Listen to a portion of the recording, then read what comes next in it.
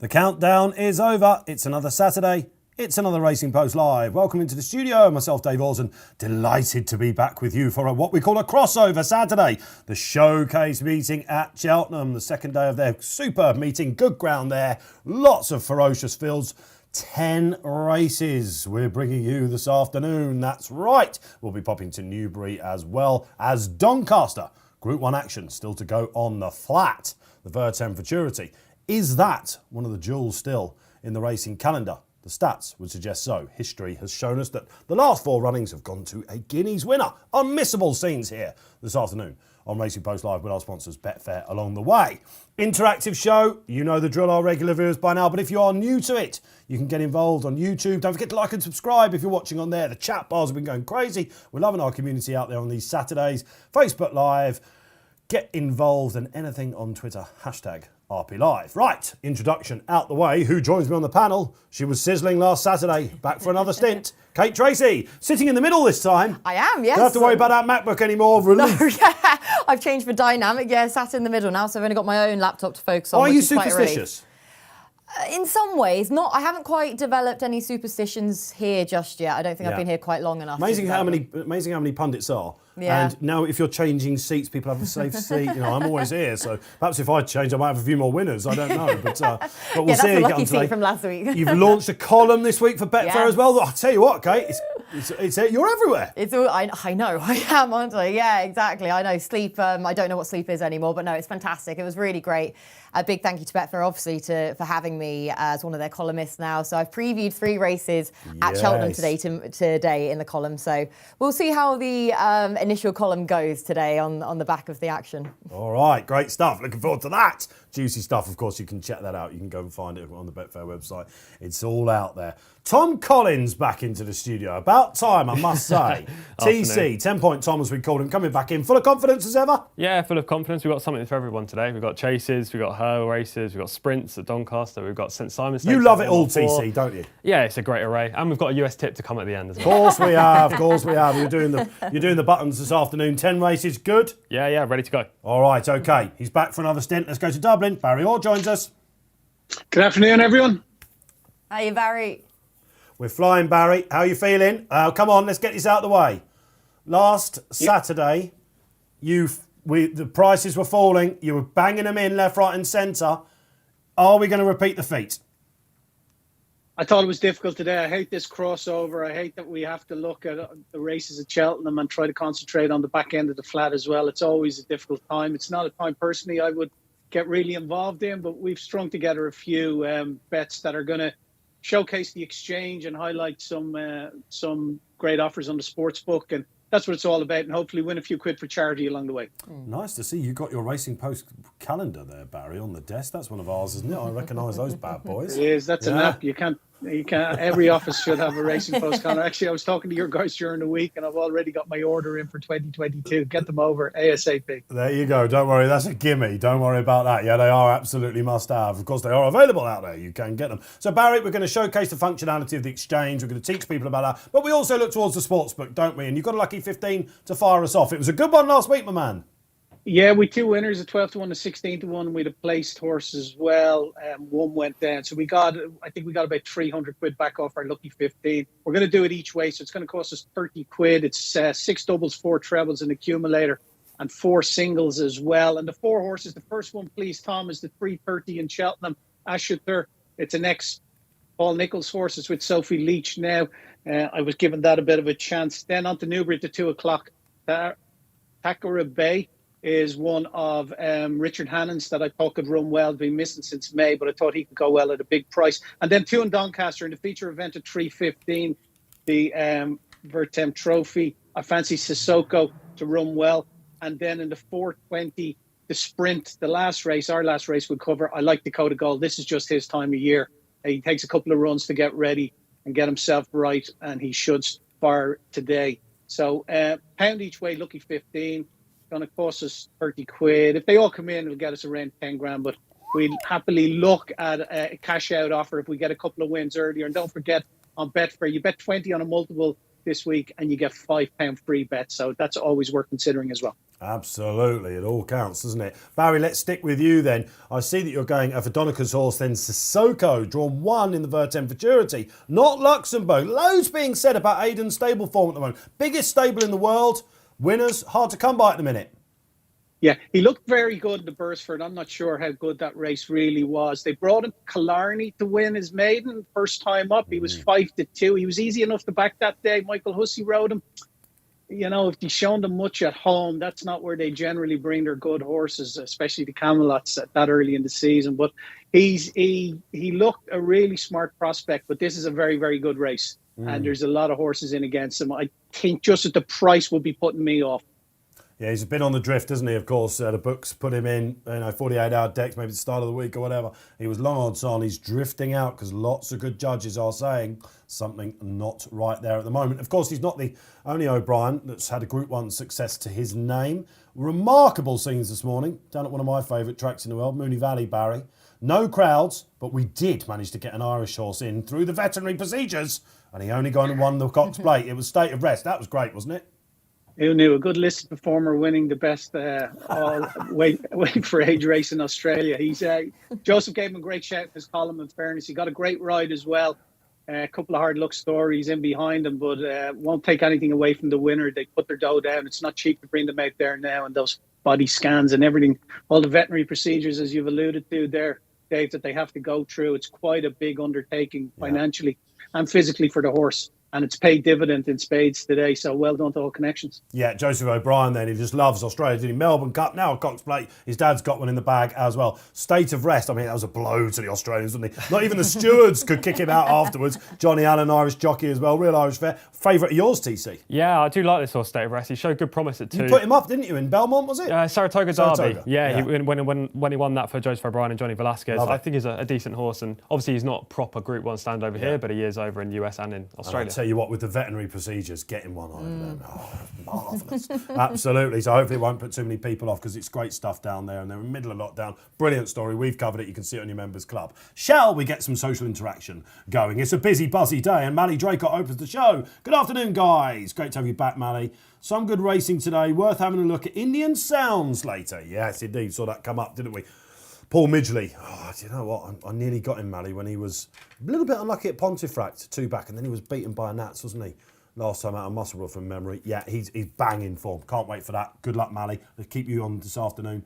One of my favourites, along with George Murray, who says, unders, overs, 1.5 Tom Collin winners. Ooh, 5 to 6 the lot. Ooh, the first belter. I'm used to it now. I think I would take the overs on that one, George. I think that's very fair, Tom. Well, I think that is very, very if fair. I don't get 2 winners, I should be going home. The pressure is on. Going to ask you, listen, Cheltenham back. We've got the 145 coming up. There's the market. If you're new to it, the exchange develops in front of your eyes. Race reaction, the best in the business here, and the post-race analysis. Unbelievable stuff. You cannot miss it. We give you free premium content. This is the place to be. Like and subscribe, like I say, send your feedback in for the panellists. Loads of races, but we've got a bit of time towards the back end. One horse to watch over jumps. We should be thinking about that now, shouldn't we? Loads has been said. Me and Tom did the big jump off, which is one of our best things we've done here at the Post in a long, long time. People are rightly saying, I think that. Kate, you've been asked to do previews. Well, is it fair to say you are more National Hunt than flat? I think it would probably be fair to say. So my entire working career has been in jumps in terms of being a groom and a work rider. I mean, I did have a brief stint there with John Jenkins, which was mostly flat horses. But wow, that must have been a hell of a journey. Yeah. Oh, he's a character, isn't he? Yeah, he is. He's brilliant. Down he really Brighton is. way, isn't he? Just outside Newmarket. So okay. Can't remember the name of the place. I don't know. My mum lives there, which is a really bad sign. But yeah, it's just outside of Newmarket. But most of my work has been in jump racing. So will you find us one to follow then? If I tease you for it later. Yeah, something 100%. out there. Yeah. Yes. Trying to get TC just down to one will be very difficult. We'll get one for Barry as well. And we want to hear from you out there. One to watch. Let's see if we can get the threads going. But we've got to concentrate on this first.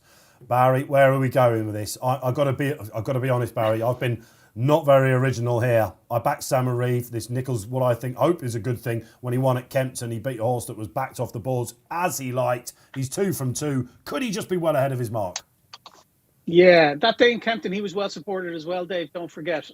He won by 13 lengths. The horse he beat has had 4 runs over hurdles since. He's still a 110 rated maiden.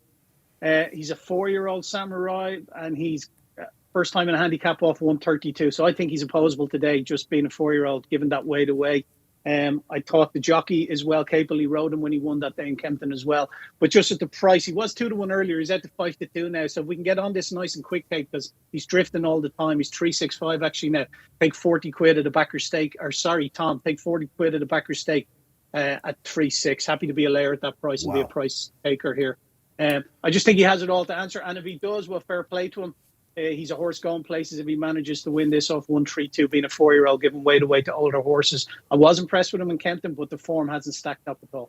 Yeah, I must admit, I was with him that day, so it's amazing as a as a punter and a punter, you don't forget that, do you? Yeah. He beat a horse called Sensational, who was a flat horse who definitely needs more than 2 miles, and I thought if this thing's got to turn a gear, he can do him, and he did. I like the way he did it.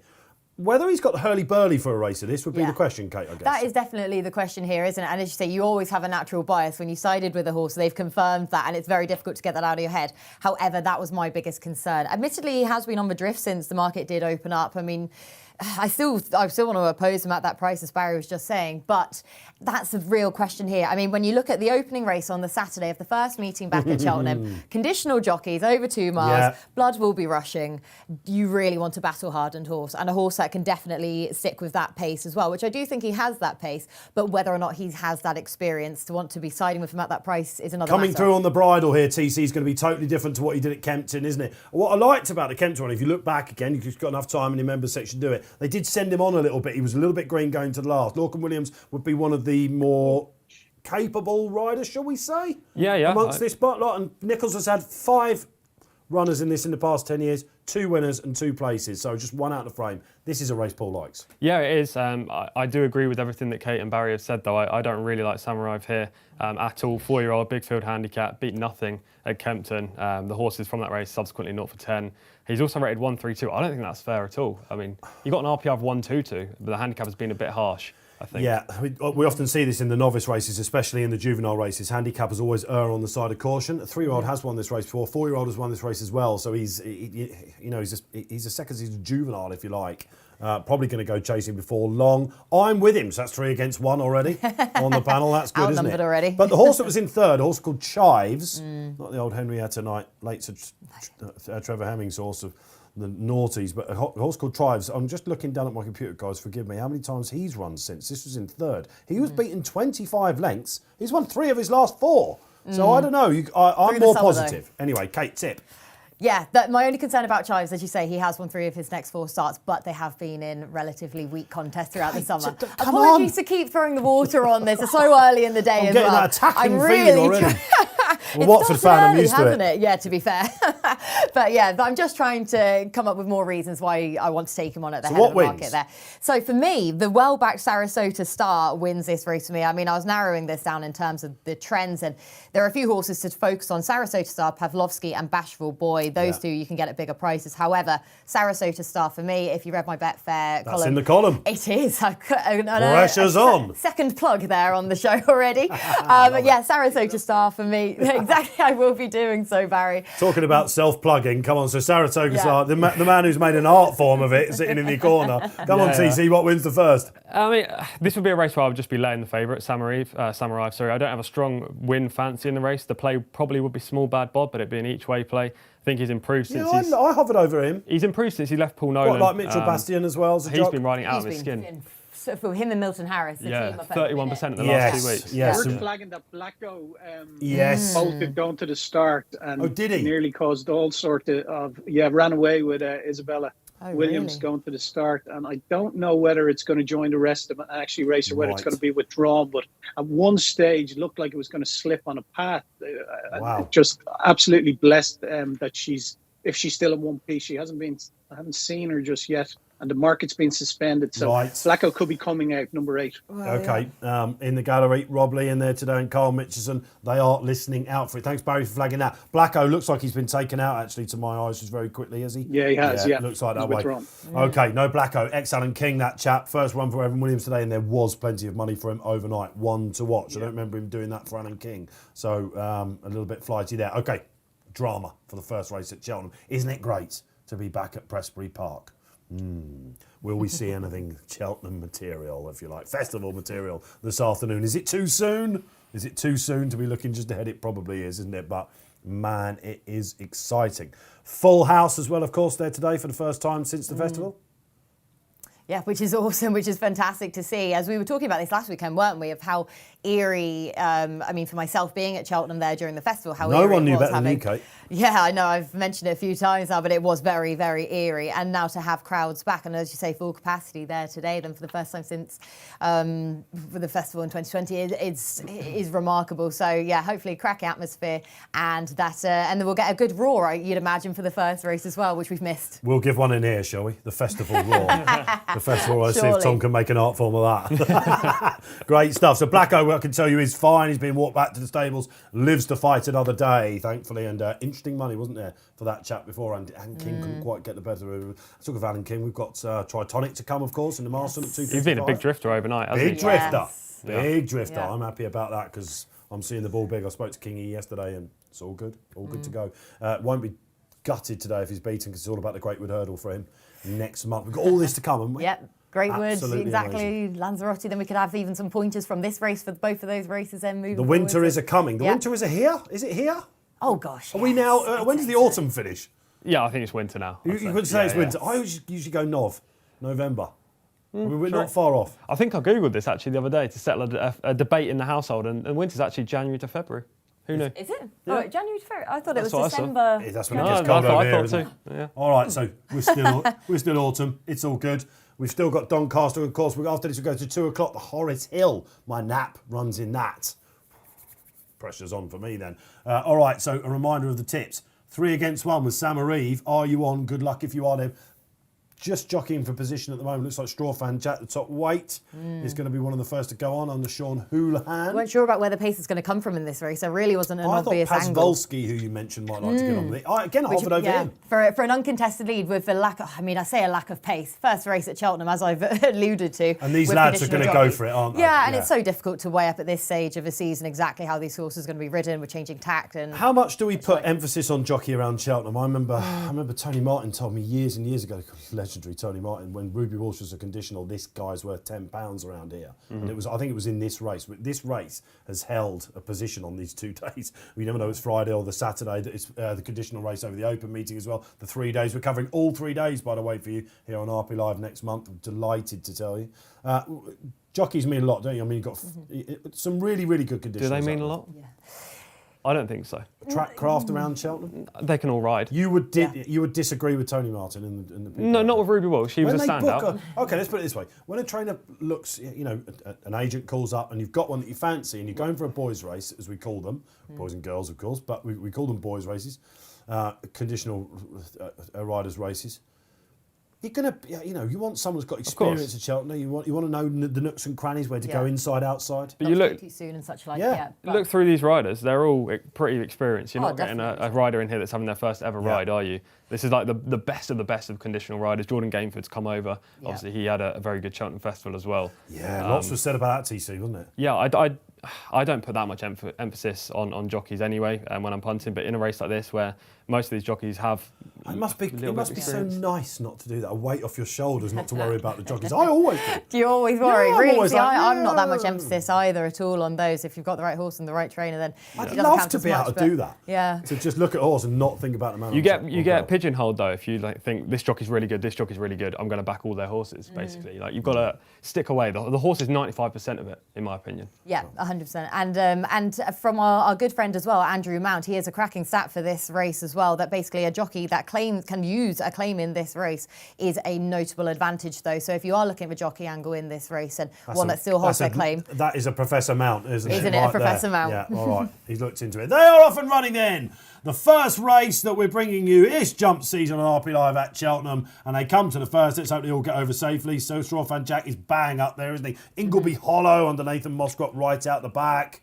Let's have a look for a couple of other. Nordic Combined for the Pipes and Fergus Gillard. He's anchored out the back. Few pulling, as you might expect. Uncle Henry, that's Jordan Gainford and Gordon Elliott. So looking for the well-fancied Samba Dancer. He's up there. Pasvolsky, is that how we say? This caught me out on the show last season.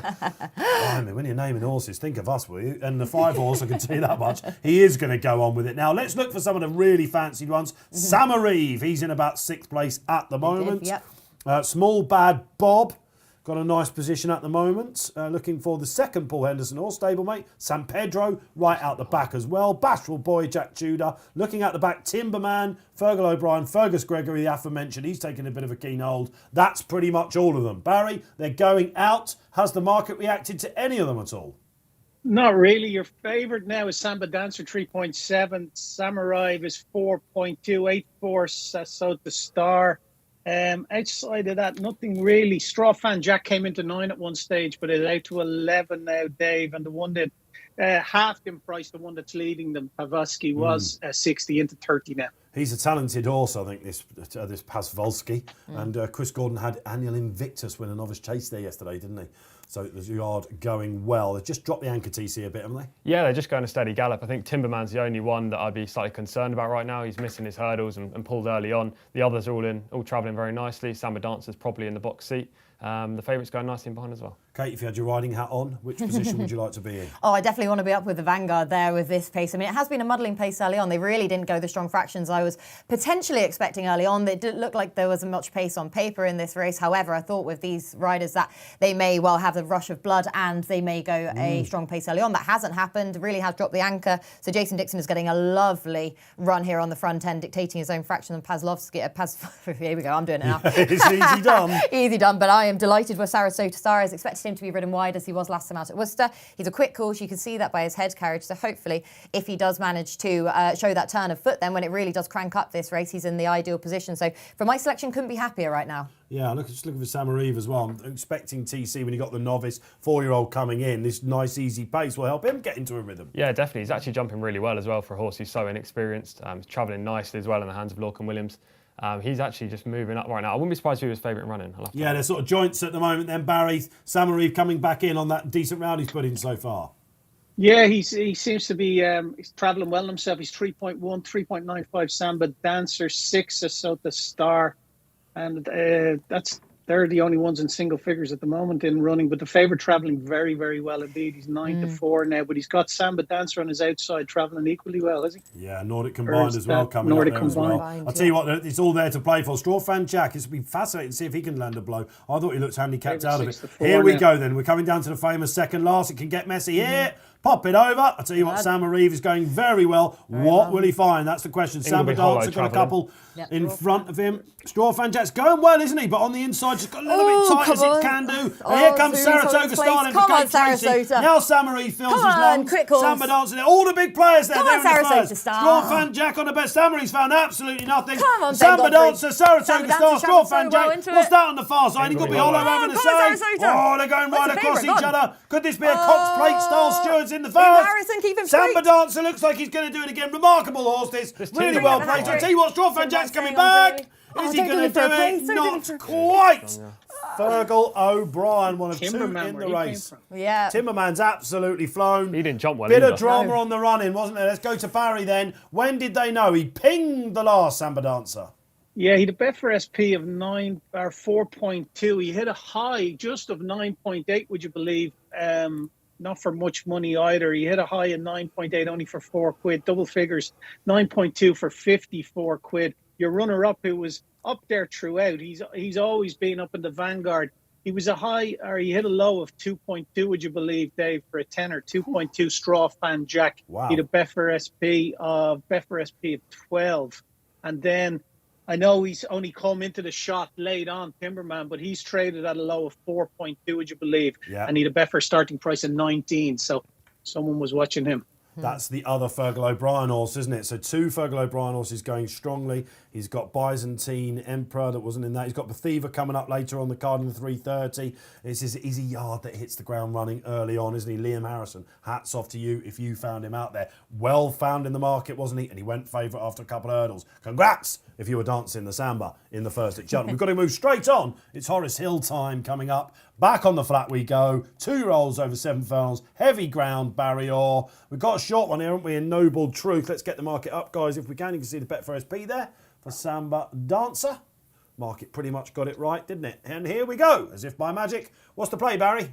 Yeah, his form has been franked well and truly by Angel Blue just winning in the Criterium in St. Cloud. So, he's got it in the book. He's going to take a lot of beating here. He's 2.34. He's clear favourite. What I'm going to do, please, Tom, I'm going to back Takarib Bay winning place, and just in the standard 3 places.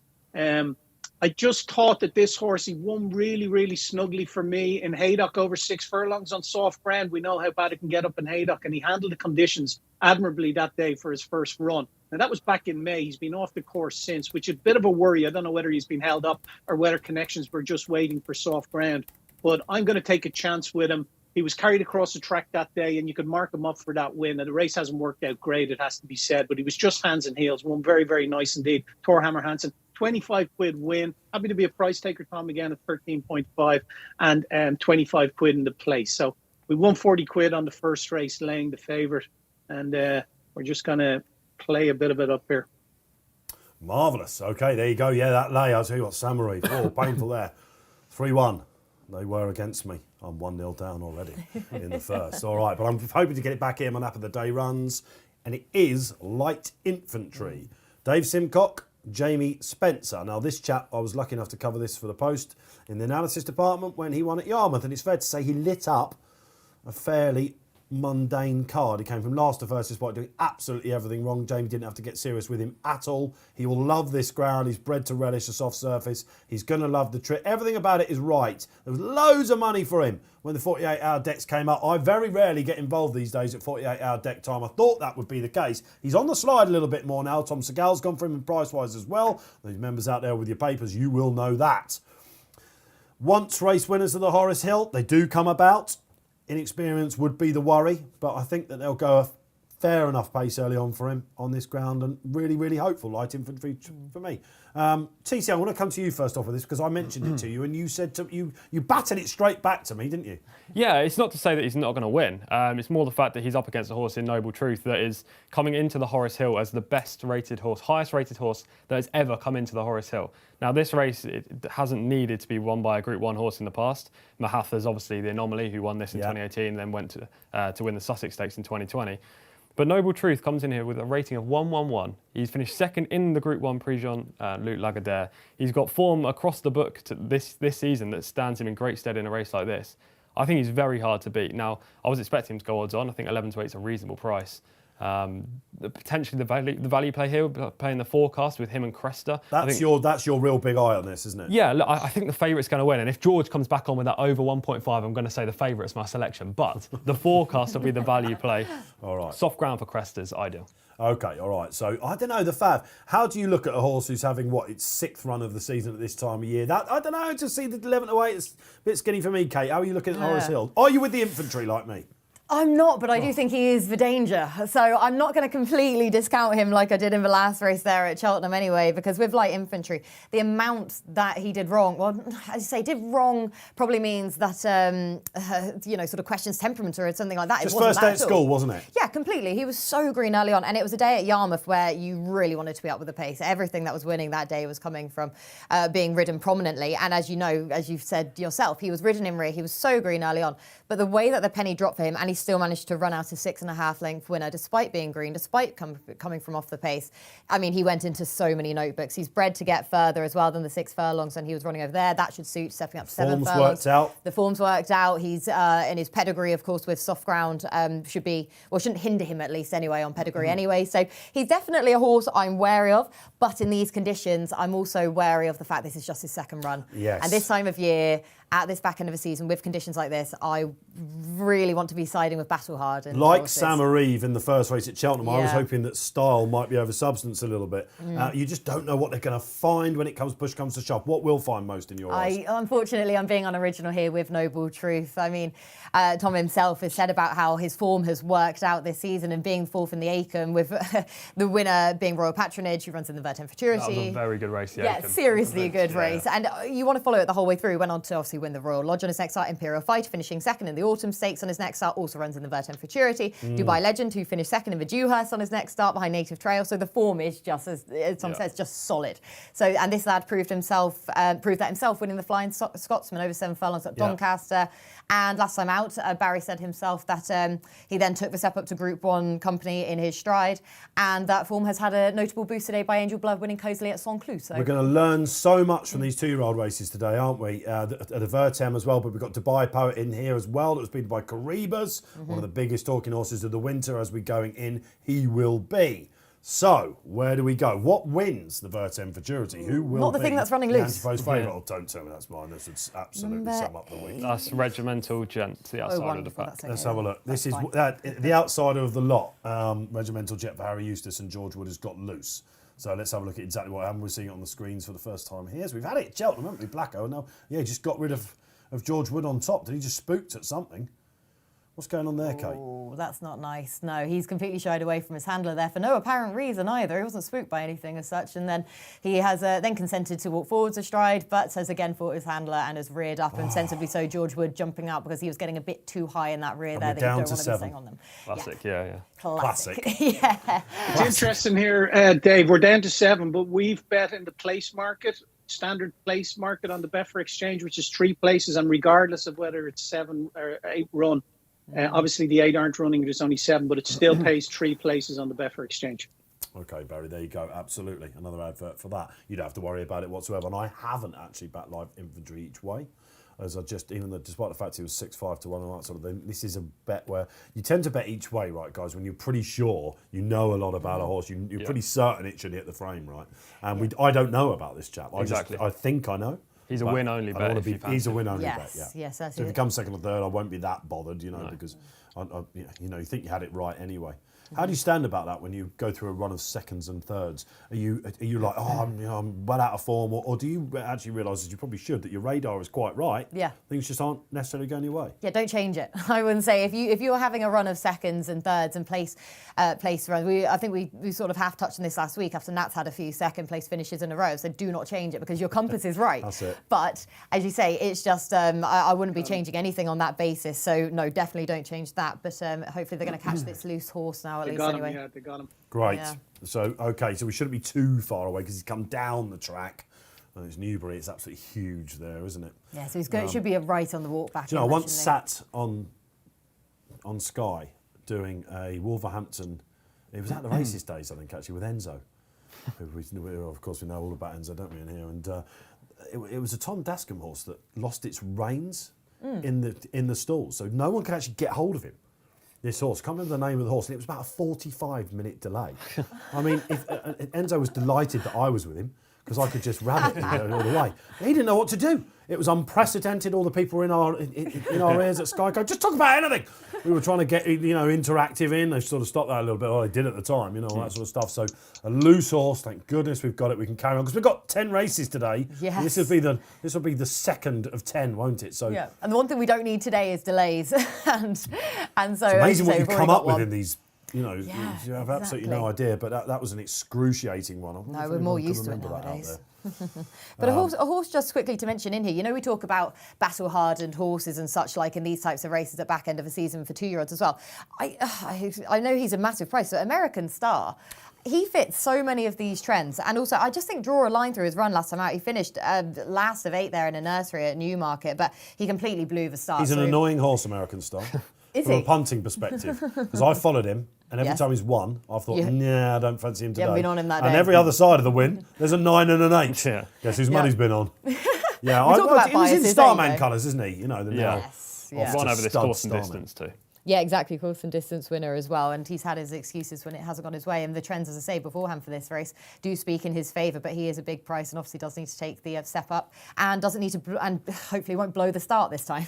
Yeah, exactly. So, right, we are nearly in for the Horace Hill. Good luck wherever you've played.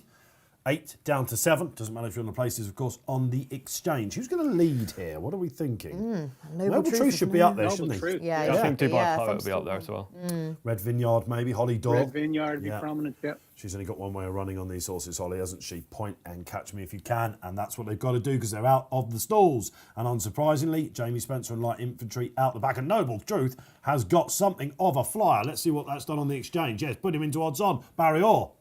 Yeah, 204, Betfair SP at 242, and he's been followed by Takarib Bay, who's 12.5. He had an SP of 14, but it's all about the favourite straight away. Is he pulling too hard, Kate Tracey? Yeah, that's always the concern for him. I mean, he wears that hood for a reason, and that has been a tendency of his, is just being keen and whether in these conditions he's going to be able to sustain that. But ideally on the 7 furlong track at Newbury, it's not a bad place to be really on the front end anyway. It's just as long as he's not doing too much there. But he's by far the best horse in this race, so I don't think he's overly exerting himself. James Dorr doesn't look too concerned. He has that crease in his elbow there. 11-4 on the exchange. Yeah, he's been given some company now, isn't he, by Takarib Bay. This is Barry's pick, this one. I'll tell you what, when it's heavy ground and the leader falls, this is where you don't want to be. Now Light Infantry is winding up. Jamie Spencer's asking him. Let's see what he's got. Crester's there as well, TC? Yeah, Crester's running a nice race. Takarib Bay is going to be the horse to beat here. Noble Truth looks done. I think Crester might be the strongest stayer. 262, 2-3 Cresta. Come on, Light Infantry, what do you got? Is he just a bit too far out of his ground, I think, isn't he? Go on, Tor. Here we go. Oh, you can see Barry's going for this. Tor Hammer Hansen, he's going to try and knock him out. Spencer. There's the infantry coming between them. This is the horse I was hoping he would be. It's between me and Barry, the head's on. Come on, Spencer, what do you got? Crester on the outside as well. Don't you dare, Jamie. Classic. Yes, aye, He and knows that he's gonna goes win. in. Pressure off, second race. I can give up now. Happy days. This was the horse we hoped he would be. Tom Segal told you this could be the new Simcox Star. What a performance that was, coming between horses. It's very difficult to make up that sort of ground when the mud is flying and the pace collapses. Noble Truth ran himself into a hole, didn't he? Barry, you nearly had it, but he just did a bit too much too soon, you Takarib Bay. Yeah, the runner-up Cresta hit a low at 2.30, so just 11-8. Takarib's ran an absolute screamer, 1-2-8, so 7-2 on. He hit a low of in running. He's run a great race considering he's been off for over 5 months. Noble Truth hit a low of 2.04 when he went, or 1.32, so 3-1 on early doors, but that was quickly gone. And your winner, obviously, Light Infantry. He had a Betfair SP of 5.36, so just around the 9-2 mark. He hit a high at 10.5 in running, Dave, would you believe, or 10 for 38 quid. So yeah, it was all to play there. We win our place money, thankfully, for the charity, 53 quid. Well done, Barry. Oh, that's what you get on this show. You get to see us, money where our mouths are and all that sort of thing. Even if we haven't backed these horses, we're tipping them with the convictions that we get to win. And I don't know, where does he rank this horse? I mean, I'm looking down at the Horace Hill winners. I mean, Mahathir obviously stands out like a sore thumb. I'm not suggesting he's him. But again, to overcome... 33 for the Guineas, if that gives you some context, Dave. Interesting. He is a very good horse going forward, isn't he, I think? Yeah, he'll definitely improve for the step up and trip anyway. You can see there he was at his best in the final 100 yards. That was his first start with 7 furlongs, going up to a mile. He's related to a mile 1 furlong winner as well. Jamie Spencer gave him a great ride, I thought, sitting off the early gallop. They just went far too quick. Not the fault of James Doyle on Noble Truth. Who wasn't getting much say in it, was he? Yeah, he wears a hood, doesn't he, Noble Truth? Yeah, he got run away with Kate, doesn't he? And yeah, I was just hoping that he was still going to prove the best horse in the race despite doing that too much on the front end, but he clearly was. I mean, he wasn't by design going 2 lengths clear after a couple of furlongs there by any means. But yeah, so he wears that hood, he is keen. But Tom, I want to throw that back to you. In one of your write-ups for this race, you were saying that Noble Truth on official ratings, was he the best horse to run in this race for at least ever? Yeah, ever. Yeah, so the fact that Light Infantry was able to beat officially the best rated horse on just his second start in this race, surely that means, I mean, from this race, you normally, as a general rule, you sort of see horses that maybe go on, to like a Britannia or something like that. But actually, in terms of, like, say, the Guineas anti-post market now, you'd have to seriously consider him a better horse and just, a top-notch handicapper / Group 3 horse on the back of that for next year. Yeah, he could easily be a group horse. I don't think Noble Truth necessarily ran anywhere near to his mark of 111. he's just won a group race. What are you on about? We're talking about a Group 1 horse here. I don't think he'll win the Guineas. I'm not getting carried away, TC. We are backing up your nap. Was he your nap, actually? See, again, Yeah. Yeah, that's a good selection. Fair play. Very good. Thank you very much. A very good selection. He didn't kill us to congratulate you there either. No. As you can tell. Oh, is that right? All right. I'm again, coming on back out there. Let's hope some of you went with it. Yeah, nice horse, that, I think. About time Dave Simcock had a new stable star, isn't it? A couple of Desert Encounters getting on a little bit on there. A lot of them go down under and all that sort of stuff. So could he just be an interesting miler in the pack for next season? Talking of which, how far are we away from Group 1 action here on Racing Post Live this afternoon? Around about an hour and 5 minutes until the Vertem Futurity, the old Racing Post trophy as we used to know it. Fair track, isn't it? Really, really interesting addition to the race. Should say running, really, shouldn't we? Yeah. So we've got style guys here at the Racing Post, and additions have been banned along with renewals, but we won't go into that. Yeah, it's a cracking race, that's for sure. Are you with Luxembourg? Is he the current favourite for the Derby? Anti-post on the sportsbook, Barry, I suppose. Yeah, he is. Yeah, he's 6-1 favourite for the Derby. Ooh, Yeah. Wow. He's going down the Saxon Warrior route, isn't he? He was unbeaten. Yes, he took the Beresford. I noticed what you said about the Killarney Maiden, Barry. Didn't they send Japan to Killarney or Tipperary or something like that?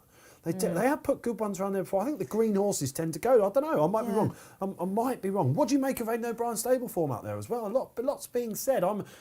Listen, it's hard to say that you're not a fan of Aidan O'Brien, but I'm just a huge fan, aren't you? Isn't everyone just a How huge can you fan? not be? Like, he's got so many good horses that have won so many Group 1s. He's only had 4 winners from 48 in October, right? And if you look back through his stats, since March 2016, when he's had 15 or more runners in a month, this is his lowest ever total.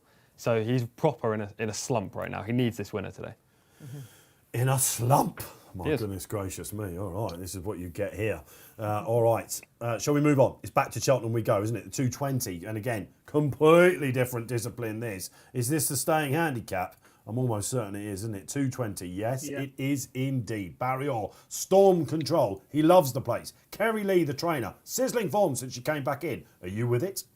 Yeah, the horses are flying. 4.5. Match at a high of around 6-1 on the Betfair Exchange. Around 5-1 mark. More done at around 9-2.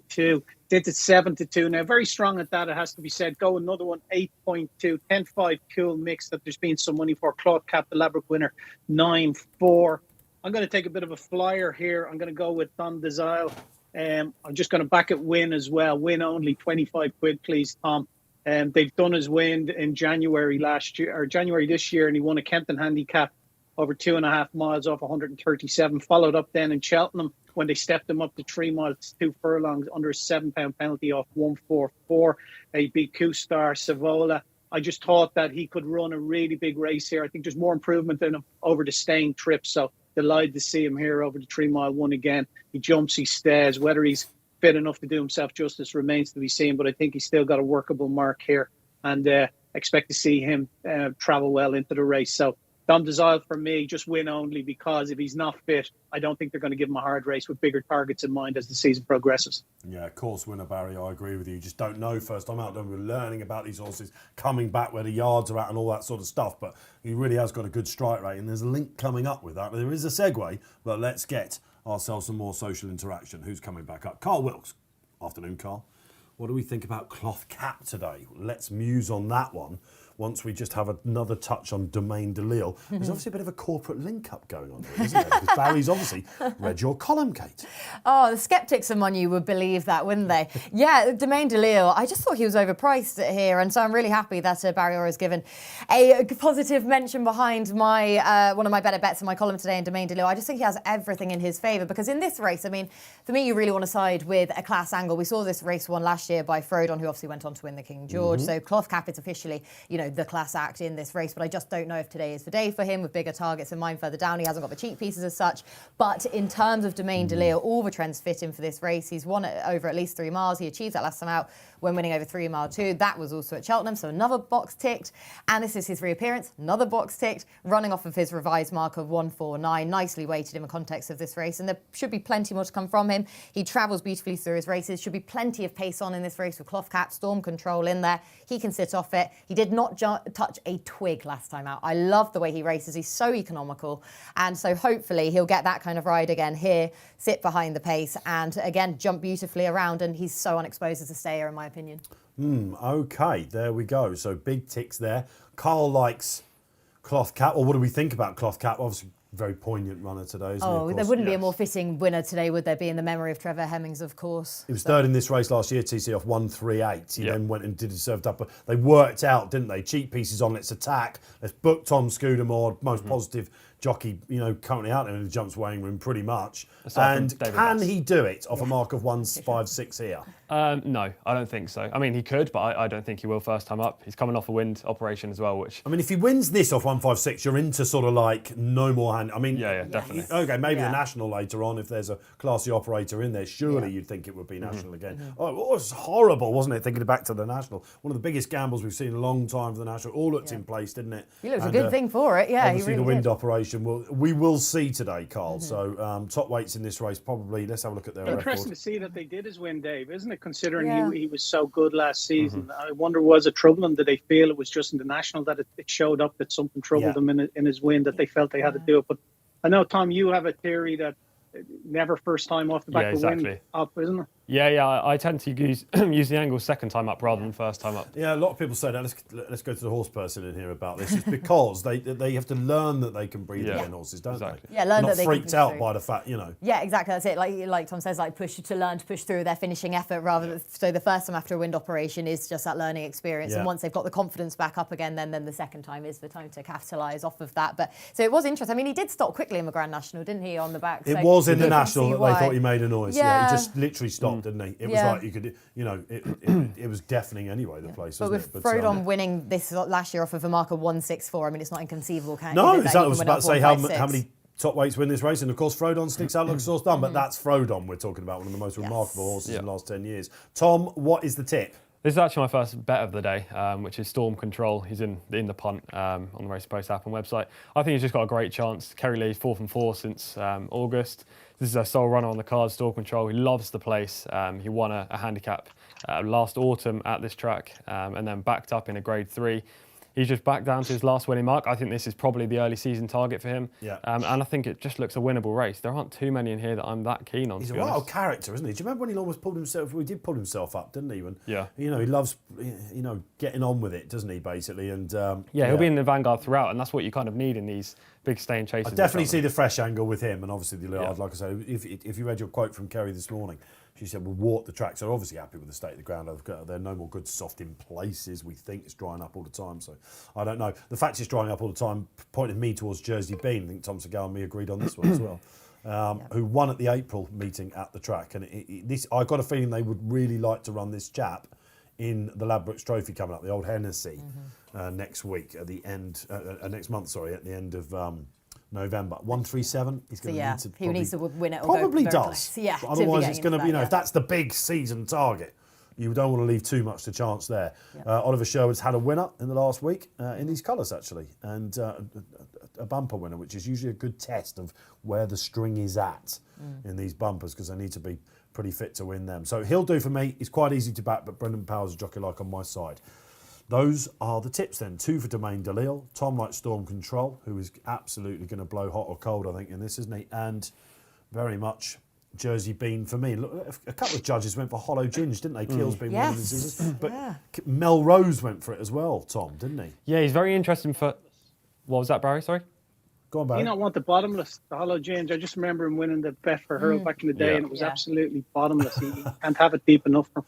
Just on the Aidan O'Brien stuff, he's just had the first 2 winners in Leopard's 10. Worth noting. There he is. Here we go. Yeah, you go. Right. We love writing these things, don't we? But it's just an operation that just can't possibly be out of form. I mean, and the second winner, the one there looked pretty smart. Star of India, the Galileo coat. Okay. Yeah, he's one for the notebook. All right, so Luxembourg, could that even money be under pressure? Is it a steal? I don't know. He's running 2 as well, isn't it? Still 1 and 2. Don't have a great record, and believe it or not, despite the small sample field size and all that sort of stuff. So I don't know. It's going to be fascinating to see that. Will we have a new Guineas favourite? I don't know, because the Vertem Futurity just about to go off at Cheltenham. It's the last 4 winners have gone on to win a Guineas. I mean, does that mean that Luxembourg is vulnerable then? Well, I don't think that no matter if Luxembourg wins today, I don't think he'll depose Native Trail at the head of the market. No, all right. He'd have to win by half the track, wouldn't he? And I mean, they could do with a Guineas horse. I think we can all agree on that. Yeah, if he wins today, I think I could see him shortening at the head of the dirt mark, but definitely not the guineas. Yeah, so perhaps not the Vertem that we've seen in the last 4 years then. This could be going back to the days of Camelot. Of course, Camelot won both right. He needs a good horse, Camelot, as well. I looked down his progeny. Yeah, no, he does. Dragonay was just Yeah, if he's going to be fulfilling Galileo's role, then he really does need, 10 years since he won. Could it be written in the stars? We'll find out. But we've got the 220 coming up at Cheltenham. This is going to be fun and furious. Great to have you along with us this afternoon on RP Live. Myself, Dave Orton, Kate Tracey, Tom Collins and Barry Orr from Betfair. Loving the action. What's this? The third race of 10 coming your way. 4:20 we go off air. Pretty much around about then. But we're off for the 220 now. 2 hours of fun. Happy days. And Hollow Ginge right out the back as Cool Mix takes it up. Plenty of pace. Along with Definite Plan. Gordon Dennis Oswald. What were we moaning at there? Was that Domain DeLille?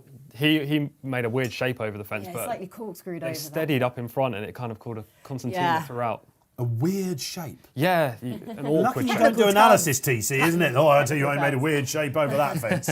What? Okay, so yeah, a corkscrew you called it. Corkscrew, if I'm giving it technical perplexing. terms. Yeah. I have no idea if it's technical or not, but in my Is that mind what it they would makes say sense when at they were least schooling? anyway. You know, he's corkscrewed it, boss. He's corkscrewed. You actually would. I'd love to say that you wouldn't, but you actually would. What is that? So, I don't know. What does a corkscrew A mean? corkscrew Whatever is when Domain your front, DeLille is when did your at front the end first. goes one way and your back end goes the other in a twisted motion. Well, but he did do that over the first The one one. thing we can tell you is that Cloth Cap is doing what he did in the Hennessy and of course at Kelso when he won the Premier Listing, and he's right up front. So let's see if he there will by be a Shoal graded Bay. performer this year. Right up there as well. Who have we got there? That's Just Your Type. Cool Charlie Mix. Longson. Looking for Storm Control, TC. He's been held on to a bit. Yeah, bit of a mistake my there from goodness, Just Your Shoal Type. Yeah, he was a bit slow away from the tapes, and then had to sit in behind. They concertina at the first fence, and he got shuffled back, but he's travelling quite nicely in mid-pack. Yeah, Jersey Bean, my selection's in around about 6. Cool Mix on the outside. Manila Bobo. Shoal Bay's jumping's gone. Who's Shoal Bay? That's Yeah. the Hobbs Yeah. horse, isn't it? He's Do just you know showing much that, about hasn't this he? chap, Shoal Bay? He's the Tizard horse. No, yeah, Tizard, basically is the he? fact he was so unlucky when he used unseated to on his be with penultimate Hobbs. start. No, these colours though, so I Scans, know the isn't it? owners very well, the Fingal Bay's owners. But yes, no, Shoal Bay, I mean, he was so unlucky to unseat on his penultimate start. His saddle was completely slipped. If you thought your luck was out, go back and watch that race and see poor old Brendan Powell ending up on the deck there. So last time out, we thought he was going to get his rewards for that, but he just never travelled. He didn't jump. He just didn't take to the fences at Ludlow at all, which you can forgive. But again, he's just not jumping here at all. It looks as though his confidence has just shot over fences at the minute. So not a horse to be following. All the narratives starting to play out. Big season this for the Tizzards, isn't it? The handing over the reins. It was a sorry old state of affairs last year on the track for them, wasn't it? A terrible personal tragedy as well. Yeah. It's a yard we're all desperate to see come back into the big time. I'm sure they will at some point. Domain DeLille right out the back. Then another one for John McConnell, who landed a gamble at the yard at the track yesterday. Great trainer, John McConnell, isn't he? What he brings over always seems to hit at the back of the net. Jersey Bean jumping well. Hollow Ginger's in there. So what do we think? Is this going to be another race TC where the front runner holds on? I don't think so, but they are going a steady gallop now. They went quick up to the first fence, then slowed it down. Tom Scudamore's got into a nice rhythm on Cloth Cap out in front. Cool Mix travelling very enthusiastically up alongside as well. Just Shoal Bay, Domain DeLille are probably the two at the moment that are slightly struggling, but the rest are all travelling fine. All right, Barry, we're coming out onto the final lap pretty much. What is the market like? They must have come for Cloth Cap a little bit. Yeah, he's 7.4 versus a Betfair SP at 12.3. Storm Control into 4.8. He's your favourite. Cool Mix 6.4. He the Betfair SP at 10. The Minde Isle is out to 48, having been 75. Don't forget, he traded at 80 and running in Kempton, albeit over a different trip, but he could be staying on at the finish. 7-6 Cloth Cap now, 4-5 Storm Control. Seems to be travelling very well himself. Yeah, he's just moving up TC. Got to be delighted with this. 70 with a circuit to go. Richard Patrick is sensing the victory. Yeah, he's in a perfect position in behind the leaders. I think if he could just get across to the rail ahead of this Just Your Type, who's missed a couple of his fences, then he'd be in prime position. But look, there's nothing wrong with where he is just now. And the Hollow Ginge catching my eye a little bit as well. He's got more letters and form figures in his recent profile, that's for sure. But handicap-wise, he's definitely waited to go and win again. So we're going to start revving up at some point. Tom Scudamore will have to press the button, we think, because they're queuing up in behind. Cool Mix kind of missed that one a little bit. Go another one. Domain DeLille just, it's going to be hard for him too, isn't it, to overcome these errors. I think Jersey Bean warming up as well now. My selection, I think he's jumped really well, actually. I could see him going well in the Ladbrokes Trophy if he was to get into it. He'd hold his position, wouldn't he, in the race absolutely. of that nature? It's all about jumping, isn't it? And Manila Bobo on the outside as well for Rebecca Curtis and Adam Wedge. He hasn't missed one yet. Okay, it's on the far side we go. Around about sort of 6-7 out, aren't we, at this point? You can just see that McConnell horse Just is Your happy to Type mess up. going away at the moment. Definite Plan doesn't really fancy it at the moment. Still Cloth Cap up front, TC. Yeah, he's jumping nicely. I think Go Another One's catching my eye in behind. He's just moving up from the back of the pack, going to be in 6th shortly. Storm Control still going well. Manila Bobo is also travelling very nicely on the front.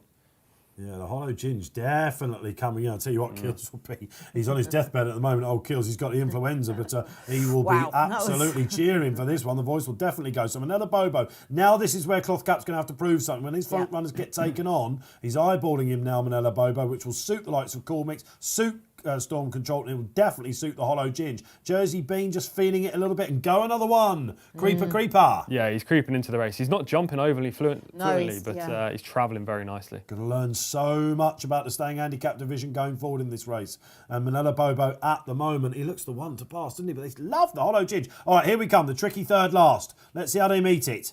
And up and over, absolutely fine. That was a lovely jump there. Sam Tristan Davis is loving life. All of a sudden, they've got I Like to Move It coming up in the Masterton in half an hour up against Tritonic. 6-3, the Hollow Ginge, 6-4 on in running. Absolutely. Melrose and Keels are going to be insufferable. Don't rule out definite plan. He first-time cheek pieces, but Hollow Ginge lights the torch paper, says STD. He's full Off of he running. goes. Go Another One. Just hasn't jumped well enough. Jersey B not good enough today. He's up and over fine. Clever. We know this horse is handicapped to win. Will he put himself up? Plan, Definite plan is 3.35. coming. He's This still is got going to be plenty. interesting. Still got Jordan plenty. Game He's for a big one. claiming 3. Meets the last on an absolute wing as well. Oh, 101. Wait for it. Have we got it? Here we go. Could we see Wait it for coming it. here? Is it coming Definite up? plan, Oh, if definite you're the plan, Hollow definite Ginge, this is plan. going to be absolutely He's gonna get horrible. done. We see it all the time at Cheltenham. He's coming back on the line. This is a bobber. Oh, he's pulled himself up. my Wow, Gordon Elliott takes it out. Then Jordan Gainford, really good Great ride ride. that. We'll see what the panel serious think afterwards. ride. Oh, man, if you went with Keels Wow. and you went with Melrose, my Lord, you must have thought you had it. Time after time, these horses pull themselves up when they attack off the home bend at Cheltenham. What a finish that was. We are back, Jumps fans. Barry, when did they know that definite plan was the way to go? I think it was just a couple of yards after jumping the last fence, he went short. 108 the Hollow Ginge traded at, which is 12-1 on the Betfair Exchange. Obviously, definite plan. Hit a high of 120 in running, would you believe, for small money? Well, no, for nothing really. 12 quid at 70 on your winner. Definite plan. Had a Betfair SP of 5.7. Jordan Gaines for the peach of a ride for Gordon Elliott. Yeah, really, really good ride, Barry, because the horse, I said he doesn't really fancy it today, he was showing why he needed those cheek pieces. And Barry, we've been watching up this hill as long as anyone. I heard you saying in my ear, wait for it, wait for it. Yeah, he does. He felt he did enough halfway up the run in, didn't he? Because when he got headed, he was coming back again at the line. So he probably could have done with a bit of company after jumping the last, but nothing was travelling as well. I think Sam Twiston Davis' his hand was forced at that stage, wasn't it? Yeah, the horse is back, though. I think we can say that. And Tristan Davis is our sizzling TC. What did you make of that then? Storm Control, I don't know. Just maybe he's a horse that does just need to force it and get horses out of his comfort zone. The fast. Yeah, I mean, he travelled nicely for a long way, but just didn't have it at the end. Maybe he needs to be on the front, as you mentioned. I thought it was a great ride by Jordan Gainford, I have to say. He is worth his weight in gold for that £3 claim. This horse has finished second on 6. You love a claimer. I love him. You love a conditioner. You love him.